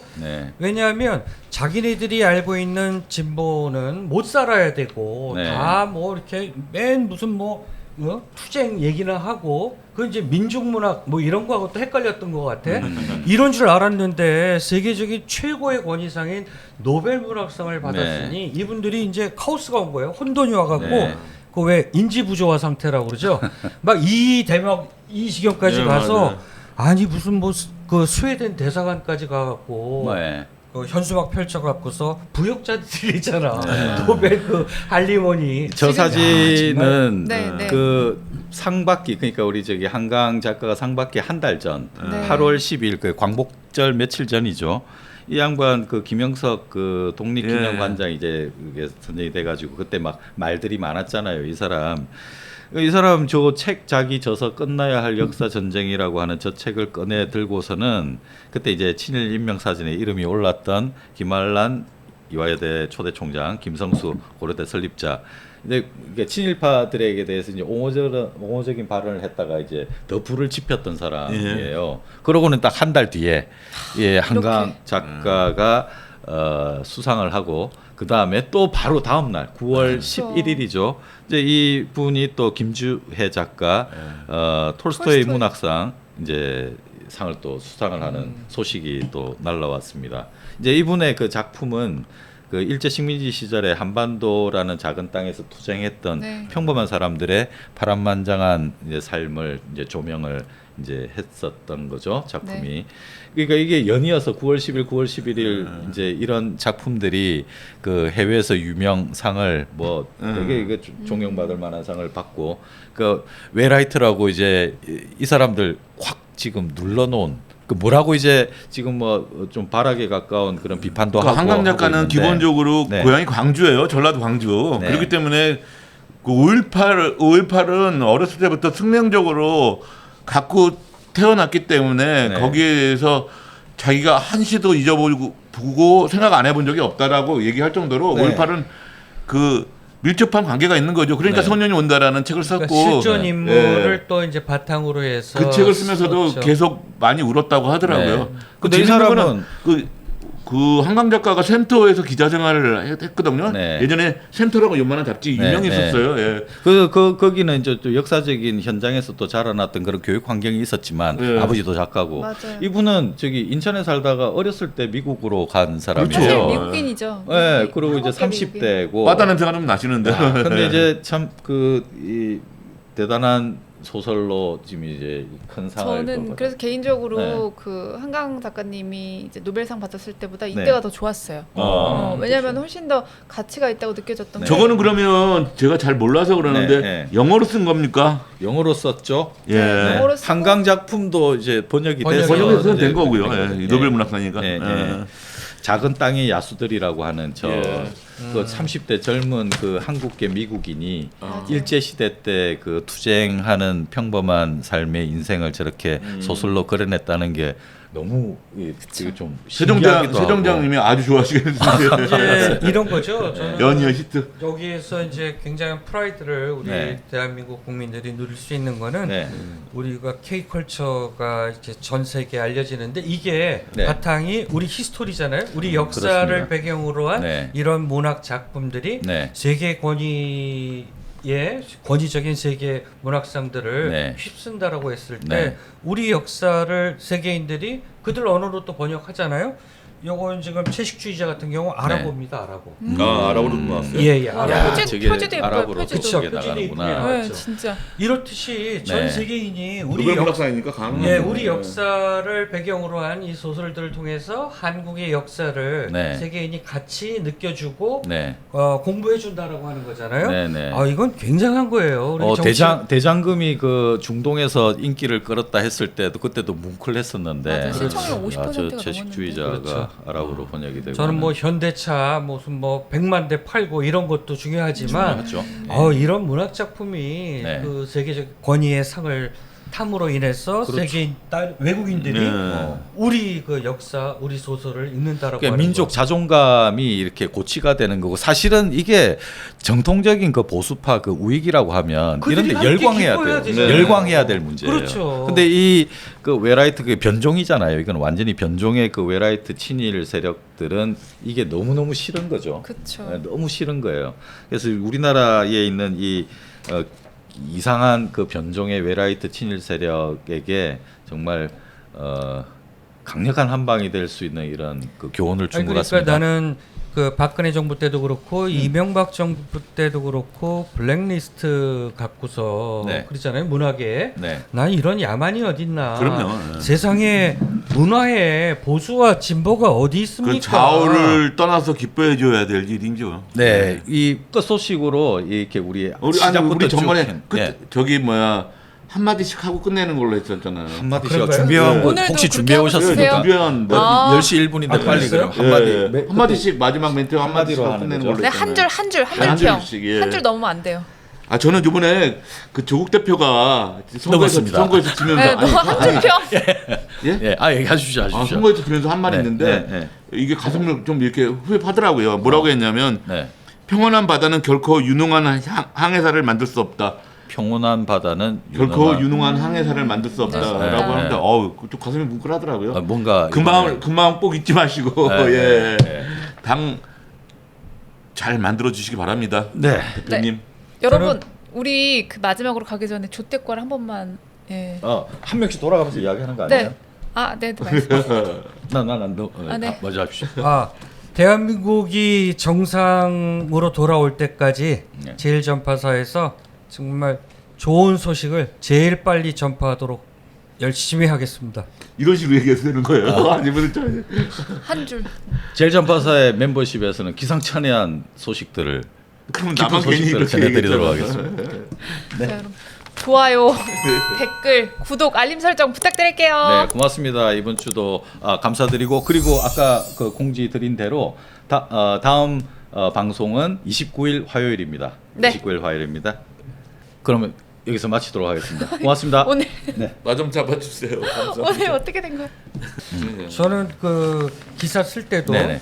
우리가 뭐 조중동을 보수지라고 그러죠. 네, 보수 네. 매체라고. 그래서 저는 가끔가다 기사 쓸 때 보수 참칭 매체다. 아니면 자칭 보수를 표방하는 매체들이다. 이렇게도 표현을 하는데 보수는 그러지 않아요. 그러니까요. 아니 근데 우리나라 보수는 잘못돼가지고 뭐 광주 항쟁이나 4.3이나 뭐 이런 것만 다르면 다 뭐 빨갱이라고 하는데 이게 뭐 그게 그 소재를 그렇게 제한할 오늘 경우가 우리- 뭐 있습니까? 네. 우리 그 후배가 단톡방에 올렸는데 다큐 영화 준비 중이래요.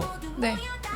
퍼스트 레이디라고 아, 김건희 여사의 그 이명수 기자하고 7시간의 녹취 그거를 기본으로 해서 다큐를 지금 거의 다 완성됐는데 그래요?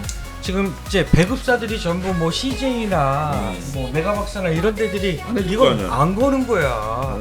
지위 등급은 지금 통과했다고 그래요. 그래서 지금 김은국이 하향 목련은 받아주면서 심지어는 텀블벅 펀딩, 소셜 펀딩도 지금 안 된다는 거야. 아이고. 왜냐하면 그 회사들이 세무조사 받을까봐. 그래서 그 오마이뉴스가 총대를 메고 서울의 소리가 제작사가 돼서 지금 소셜 펀딩을 하고 있어요. 그래서 후반 작업비하고 이렇게 해서 펀딩이 모여지면 일반 상영관에서 상영관을 잡아서 한번 시사회도 하고 하겠다고. 네.